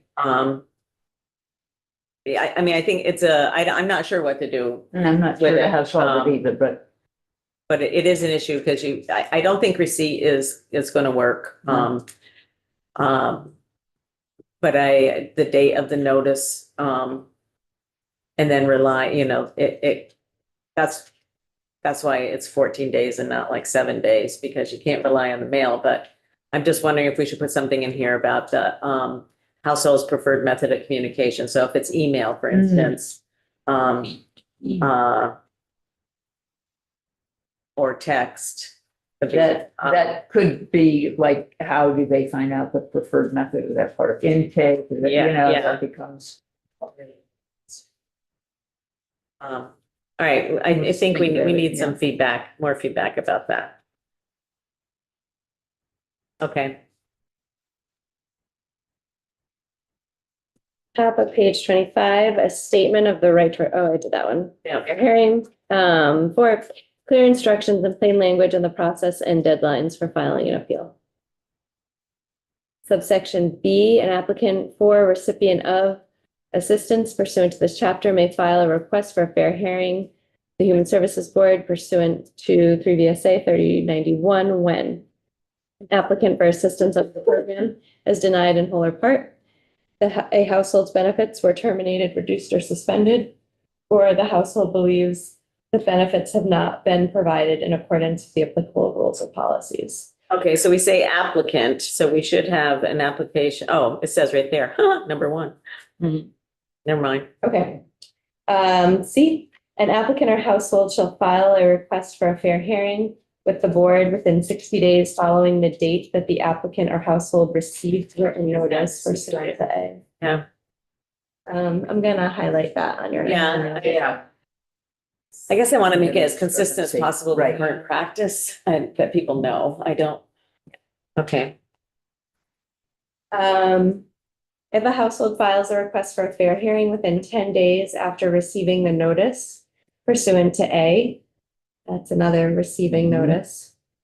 The department or community partner receiving notice, so office, shall continue to provide services under the program without interruption until a decision is issued by the board unless the household voluntarily waives continued services. So that's the point that's saying, okay, what about something that's a real safety risk to, and because, you don't want to make it even just criminal activity. If somebody's been shoplifting, that's very different from somebody who's been, Was it anything that falls under 2210C? It's page line. page 20, line 9. That's the criminal and misconduct section. Right, but if you're allowed to be terminated for that, but that's termination, then you have a right to a fair hearing and you can continue. Right, so do we want to include that in the, we want to say that's an exception of the continued receipt of the services? Right, but it would need to be, it's not all those things underneath, it would be an exception. I'm saying the point that you're making is that if there's a risk of safety to other, other people, then it can be immediately, they don't get continued services. Oh, okay, so C Yeah. is already the immediate termination of services would still allow, and You know, but the exception, That's what I'm saying. Yeah. If they require blah, blah, blah, the Department of Communication shall blah, sorry. Provide service without interruption until a decision. So I'm saying we provide an exception to that. Yeah. Right, okay, If there is a issue of safety involved. yes, that's fine, Yeah. yes, that's, as outlined in Great. 2210C. On page 20. Because It those would are, be all of those though. yeah, it's not all of it. It's only So to say, I think we should just say it's, if there's an issue of safety to other members of the household or other, right, we just others Right, to others. for issue of safety. but isn't that what C on page 20 gets to? It's criminal activity or misconduct related to safety? Well, no, because we're adding in there, you know, refusal of placements. We have a separate section. And it's a comma, or constitute illegal activity. And I don't think it's necessarily all illegal activity that creates a safety danger. So, Right, like a drug bust. or in even every hotel. destruction of Would be safety. property because you broke a chair. You know, and that's why you're asking for the fair hearing, saying, you know, this was not, you shouldn't throw me out because of this. It was, so I think that is too broad to say, you're denied, continued services pending the appeal. So we are going to say you're denied continued services if there's a matter of safety. Yeah. Yeah. And I'm glad you brought up the broken chair thing too, Yeah. because I do think this really matters, especially in our definition of misconduct, going back to that, like, if you sit in a chair and it breaks, I don't think that's misconduct, you know, and I'm very concerned about the potential framing for like, definitely it has to be like intentional and it has to be, you know, it's like. So involve the intentional destruction of property. There you go. rather than just the Yeah, destruction. Makes sense. We had an incident back during COVID where a child was being a child and a window got broke, you know, so things like that. Yeah, where it wasn't, you know. Well, that was intentional by the town. Well, we don't know. Yes, I think intentional. You have that, Katie? Nobody, you know, Okay. Okay, and so just to, we're getting close, people. House of Fowls request for fair hearing, the continuation of services, we are saying that you do not get continuation of services if there is a matter of safety involved. How about if they're doing drugs and they get a drug bust? Don't they lose their housing? Well, I think that's a matter. I don't know, I'm It's asking. conduct definition. That would be misconduct? Yes. Just curious. Yeah. It's Yeah, it is in there. Hearing shall be conducted in accordance with due process standards, right, to present witnesses, represent the council or other authorized. Go there, it says- We're at the top of page 26. The next page, 26, well, where she's just gone, first line.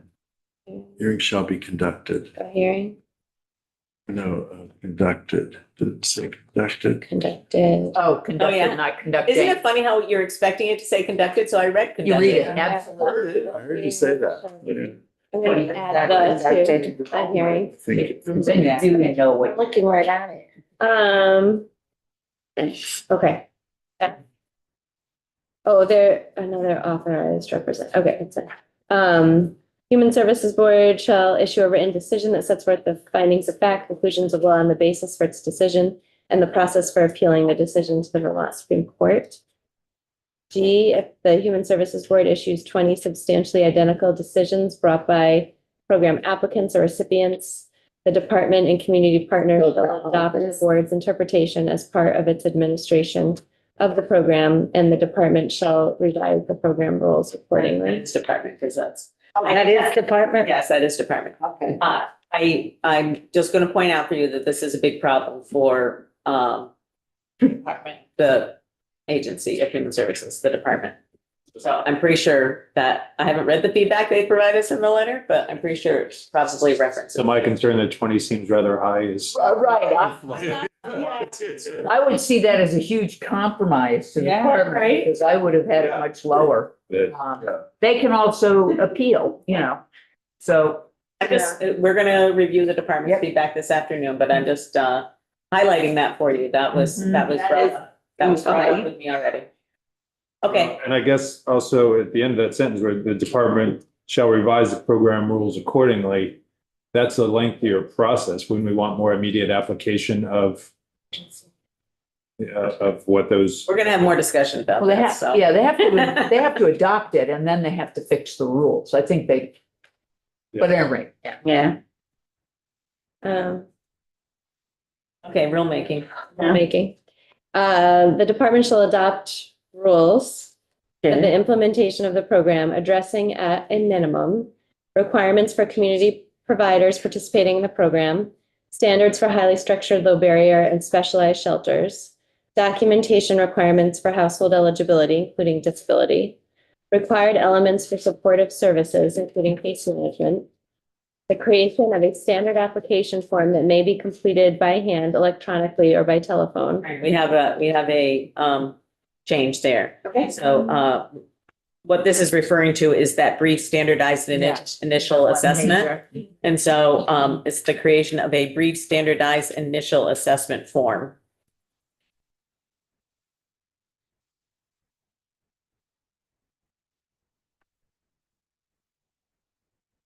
Assessment form? Yeah.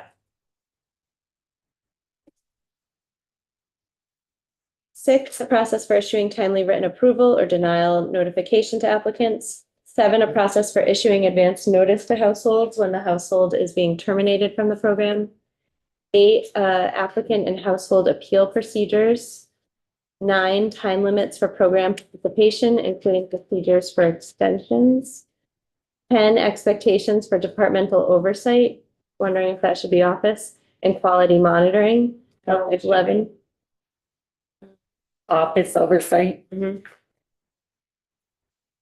Or the office's oversight. And other areas as deemed necessary. We changed the reporting. I don't like the word areas, that's what I'm stuck on. I see. It says necessary. Their Choose. Where are we? subjects. Subjects, yeah. Okay. Okay, Okay, reporting. so, we changed this, we got rid of this whole annually, and we got rid of the reporting to the Senate and the Health and Welfare Committee, blah, blah, blah. Okay. So we have essentially the, monthly, the department shall post on its website a report. It's going to be different language, but it's similar to the one that they do now, updated to reflect elements of the program.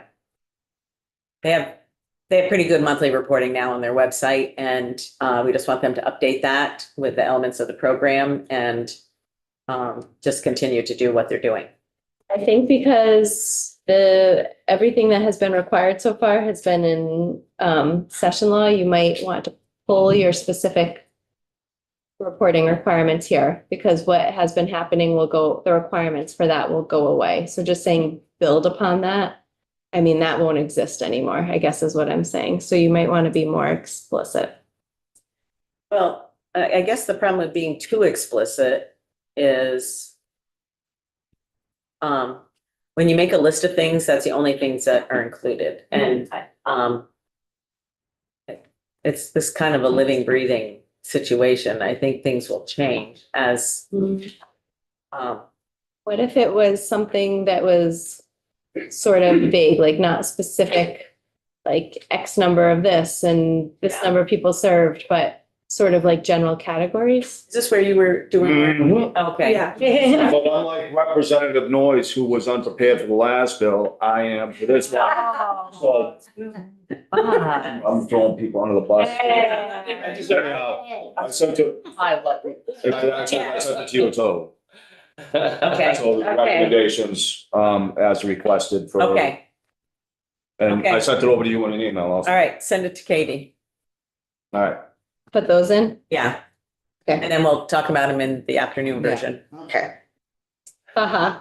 That means a very fast turnaround. We'll see how that goes. Do you want the You B? don't get lunch. I want the B, yes, the B is still there. Kidding. Okay. Should we, okay, so keep moving. Yes. Continuums of care. In order to promote the effective use of resources and continuity of care, the office shall work in collaboration with the Chittenden County Homeless Alliance, the Balance of State Continuum of Care, US HUD to establish a single continuum of care in the state on or before October 1, 2028.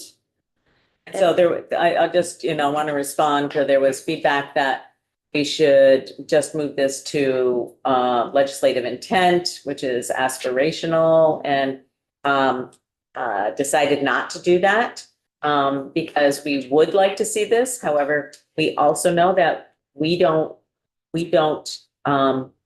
get to decide whether that happens or not. It's HUD gets to decide whether or not that happens. So what this is instructing is that there needs to be work to try to do that. We may or may not accomplish it, but we didn't want to just have that be intent because it didn't require anybody to do anything under intent. And then we added a progress report. And then this section 6 is because it's happening at a later effective date, that 2218 is being added because you wanted this to happen after the continuum of care consolidation. So this is that any grant or other agreement executed by AHS as part of the program shall require a community partner as appropriate to participate in local housing coalition or other group established to assist eligible households who are homeless, utilize coordinated entry assessment for eligible households, utilize service plan options. Yeah, we got rid of that. Okay. We included in number 4, utilize the appropriate planning process and options. And options, okay.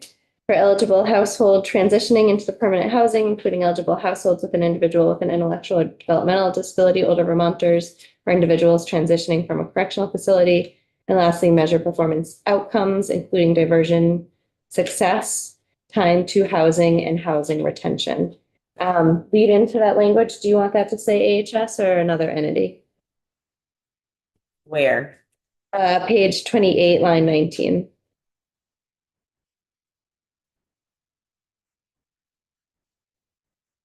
Well, I'm thinking about this. Because I'm thinking this is applying to not just as part of this program. Part of this is getting other AHS departments to participate at the community level in the housing the local housing coalitions. So like designated agencies, some go, some don't go. It's and AHS asked us at one point in time to require them to require people to do this.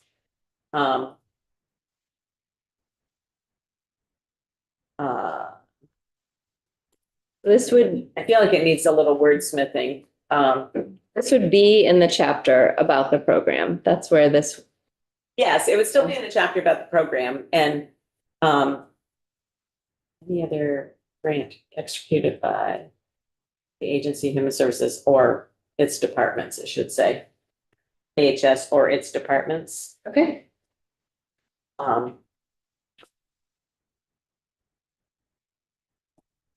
Shall require a community partner. I think we just get rid of it as part of Okay.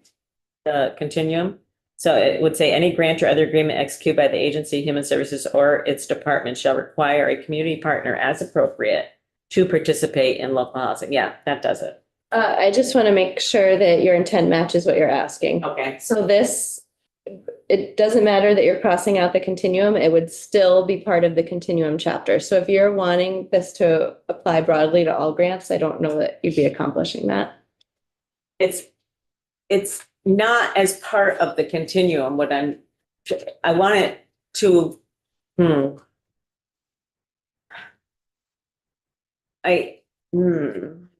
any grant or other agreement executed by agency of human services or its. Any grant. So it's as appropriate. Maybe. So it's not like everybody who receives a grant from AHS Right, is gonna right. have to have a person, it's kind of as appropriate. So I Right. think that then AHS in their contracting with these grants will be able to determine who is appropriate and who is not to be required. But Sorry, I want to make sure everybody Yeah. everybody is on the same page. So, but this would apply to the program because it's in the chapter about the program.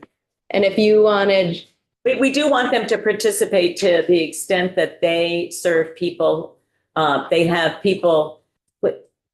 What we're trying to do is to help solve the problem where, you know, other AHS departments have not been as active in Silos. in serving people who are homeless as, but who are eligible for their services, okay, as we would like. And so that's what we're trying to achieve. So whatever language okay, that exists, that would make that happen. that's helpful. But it's all related back to housing services. It's all related back to people who are homeless, who are experiencing Okay, homelessness. let's make the changes you suggested and leave it there. Right. Okay. So on a smaller piece of that, do we want to include individuals transitioning from a correctional facility or from a hospital? Sure. Okay, where's that? Page 29. No, I'm here. I'm at, Page 29. There is another place where we referenced individuals transitioning from a correctional facility. I don't know where. I could do a word search, but we might want to check in if you want parallel language.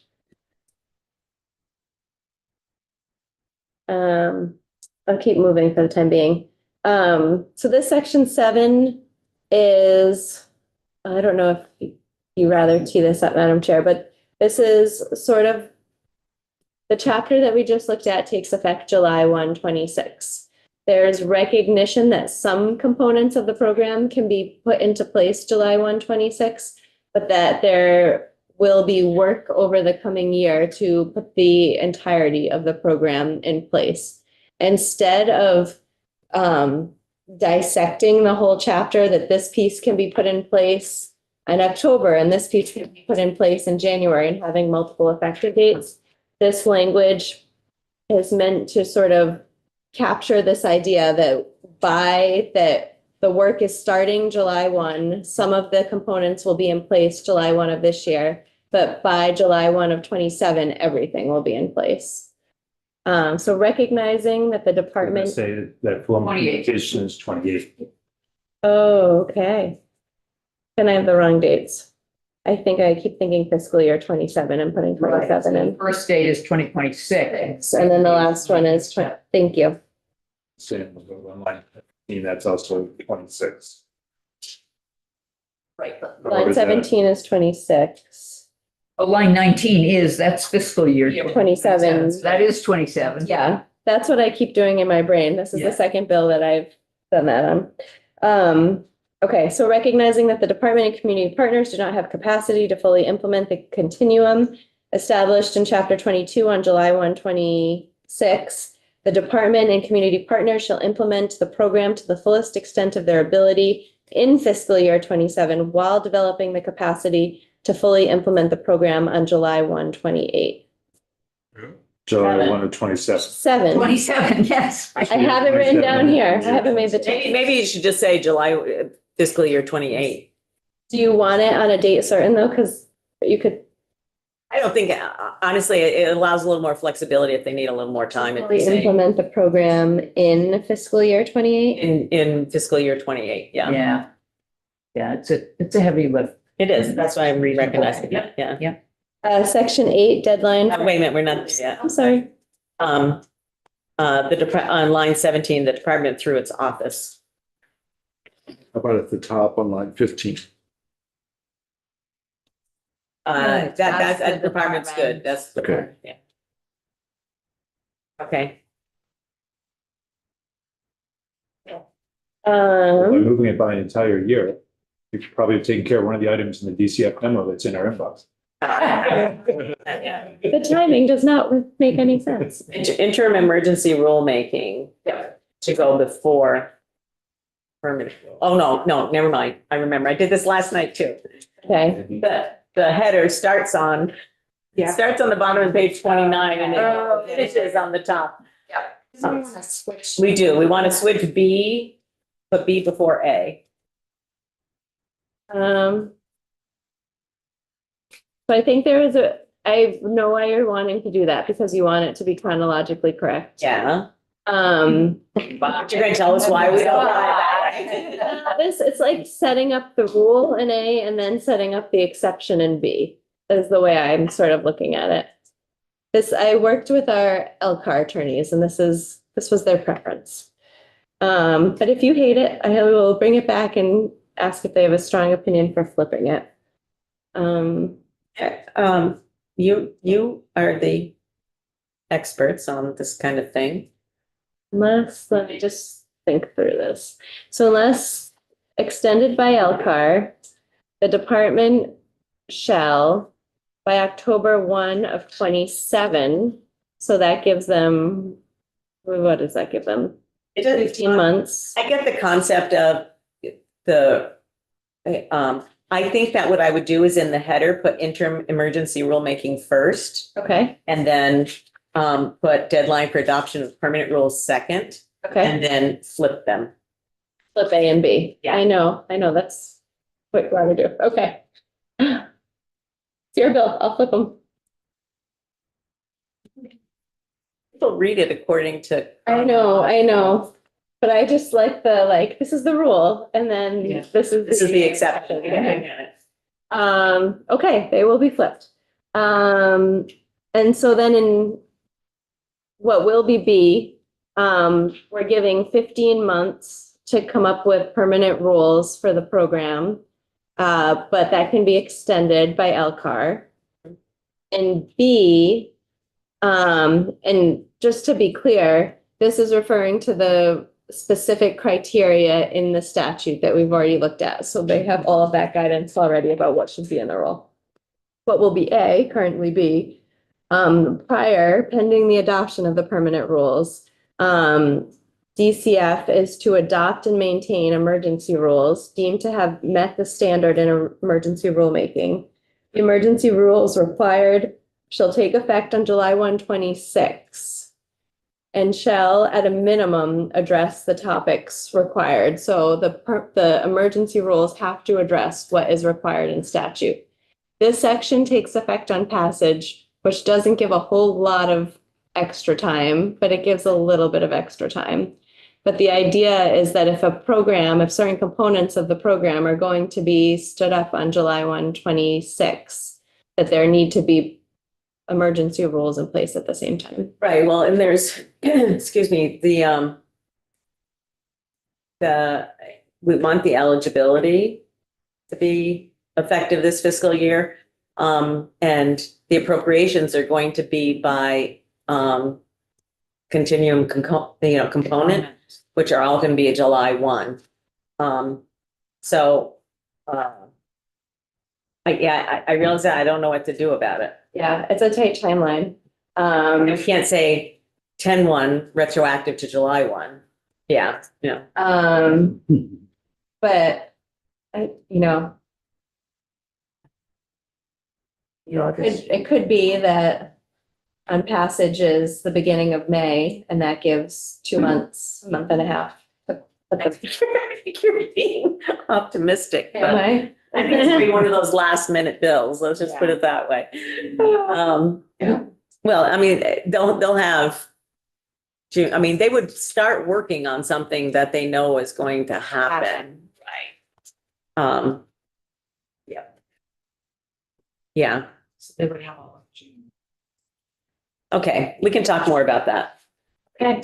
I'm sensing people are at a sugar low.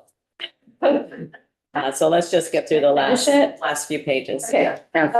Section 9 is a status report. This is by January of next year. OEO is to submit a written report talking about its preparations. Maybe we shouldn't say preparations because pieces of this would already be in effect. Some of that, yeah, is already. So Process of implementation. implementation process, let's say that, right? Implementation process. The office's report is to include, an initial draft. I made a change here to make it work with the rules. So at this point in time, there'd already be emergency rules in effect. So this would be them submitting an initial draft of the department's permanent rules, which probably wouldn't be super different from the emergency rules because they have all of the same elements that have to be included in both. But there could be maybe some variations. So Yeah, and I'm gonna make this February. On before February 15th. Okay. And then we have the section 10. If you remember last year when we worked on this, there was a component of the program you created that included households experiencing domestic or sexual violence. This draft handles households experiencing domestic or sexual violence separate and apart from the new program you're creating. So this is creating a standalone section specific to these households. The department is to select and enter into an agreement with a statewide organization to provide or cause to be provided supportive services to shelter those households that are experiencing or have experienced domestic or sexual violence. This should look familiar because it was pulled from the work you did last year. And I reached out to the Vermont Network, and we did get, okay. So they have some additional feedback. I asked them to update their feedback with the new draft because we were having a hard time trying to figure out Line numbers. the line numbers and page numbers. So, Okay. so we'll take a look at that this afternoon. Okay, great. Okay, I'll forward it to you though. Okay. Page 32 is the Vermont Rental Assistance Bridge Program. It's session law because it's been limited. The program is established within the Vermont State Housing Authority for the purpose of linking households who require rental assistance to permanent housing when the household does not otherwise have access to relevant U.S. HUD rental assistance. The program shall be accessible to eligible clients served by each of the AHS departments. The program shall be available to a household for not more than 24 months and shall not provide the full amount of the household's rental payment. Program payments shall be made directly from the housing authority to a household's landlord. In C, the program priority is given to current recipients of the home program established in Title 10 who have not yet reached 24 months of rental assistance. In D, the housing authority and relevant departments of AHS shall work jointly to incorporate any existing rental assistance funded by the agency and its departments into the program established in this section and establish eligibility criteria and any prioritization that may be necessary for the use of funds appropriated for this program. Is the intent of the General Assembly that funds are appropriated for this program through fiscal year 2030. Intent so as not to bind future legislatures' hands. Previous drafts had this language that by July, not this year, but next year, that the department, in collaboration with AHS and relevant community partners, shall establish a payment rate structure for shelter services required by this act. The structure shall include a base rate and a supplemental payment for specialized shelter services. It's not the intent of the General Assembly that the payment rate structure established pursuant to the section cover the full operating expenses of shelters. So we need to make at least. Yeah, on line 9, we added payment rate structure, including periodic rate reviews. Periodic rate reviews. Yes. Is it correct that the department is doing this? That would probably be the office, Okay, although it's going to involve the business office. I would put department, never mind. Okay. Yeah. so I'm gonna add for children and families, services and special law. Okay. And then we have an appropriation section. In fiscal year 27, 82 million roughly is appropriated from the general fund for the provision of services, implementation of the continuum shelter development and operation rental assistance supportive services, including case management as follows.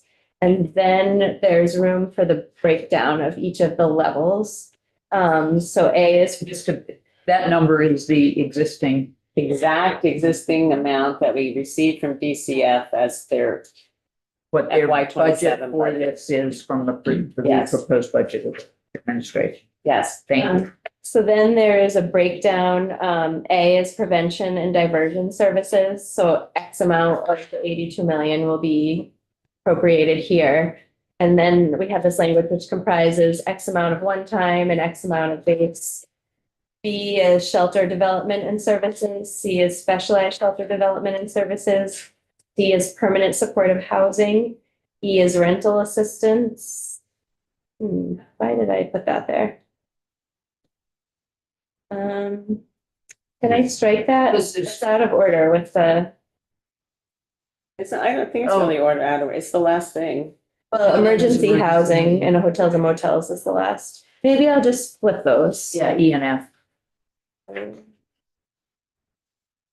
E and F, okay.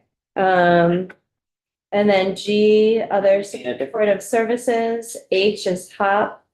And then I created this separate section too. That's what I was looking at, sorry. Oh. Where you said Vermont Rental Assistance Bridge Program. I'm not sure why that's there.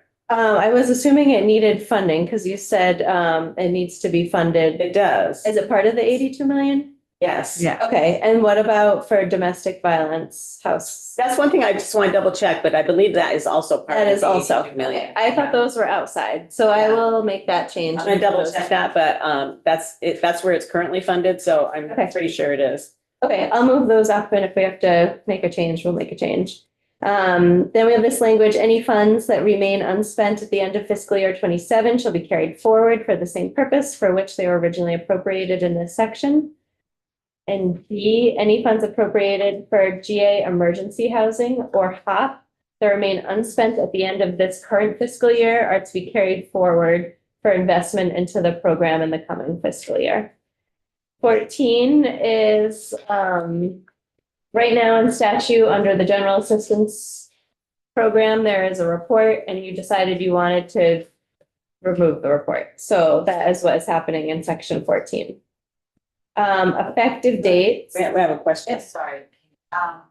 So in previous versions, there was like a slew of positions that was slated for ESD to do some of this administration. Yes. I don't see any reference, but I'm wondering if OEO will need any positions as their responsibility has increased dramatically. Yeah. So, that was something that was discussed with the department and they will be transitioning some positions from Yes. ESD to OEO. And then there's the 21 positions that I probably would make some notation to.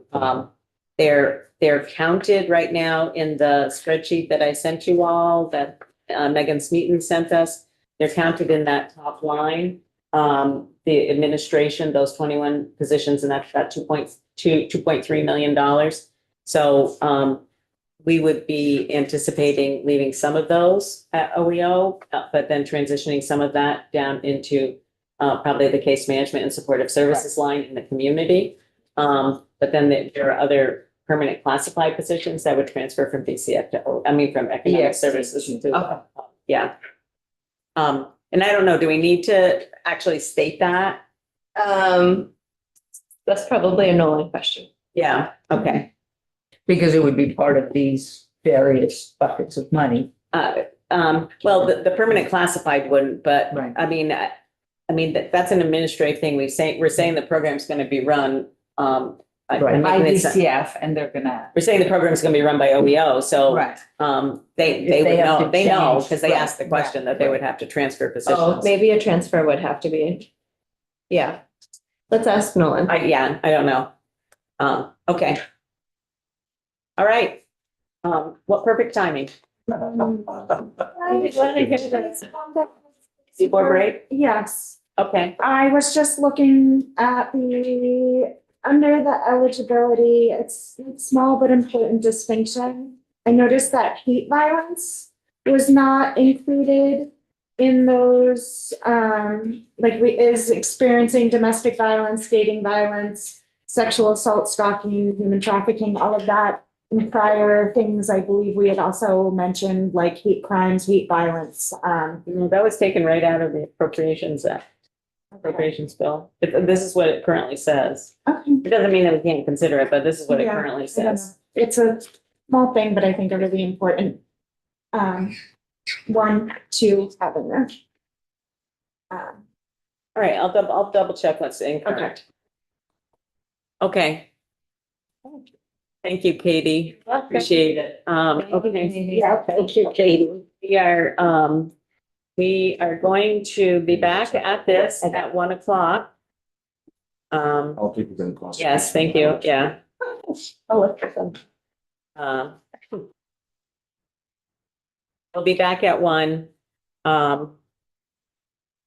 to take this up again.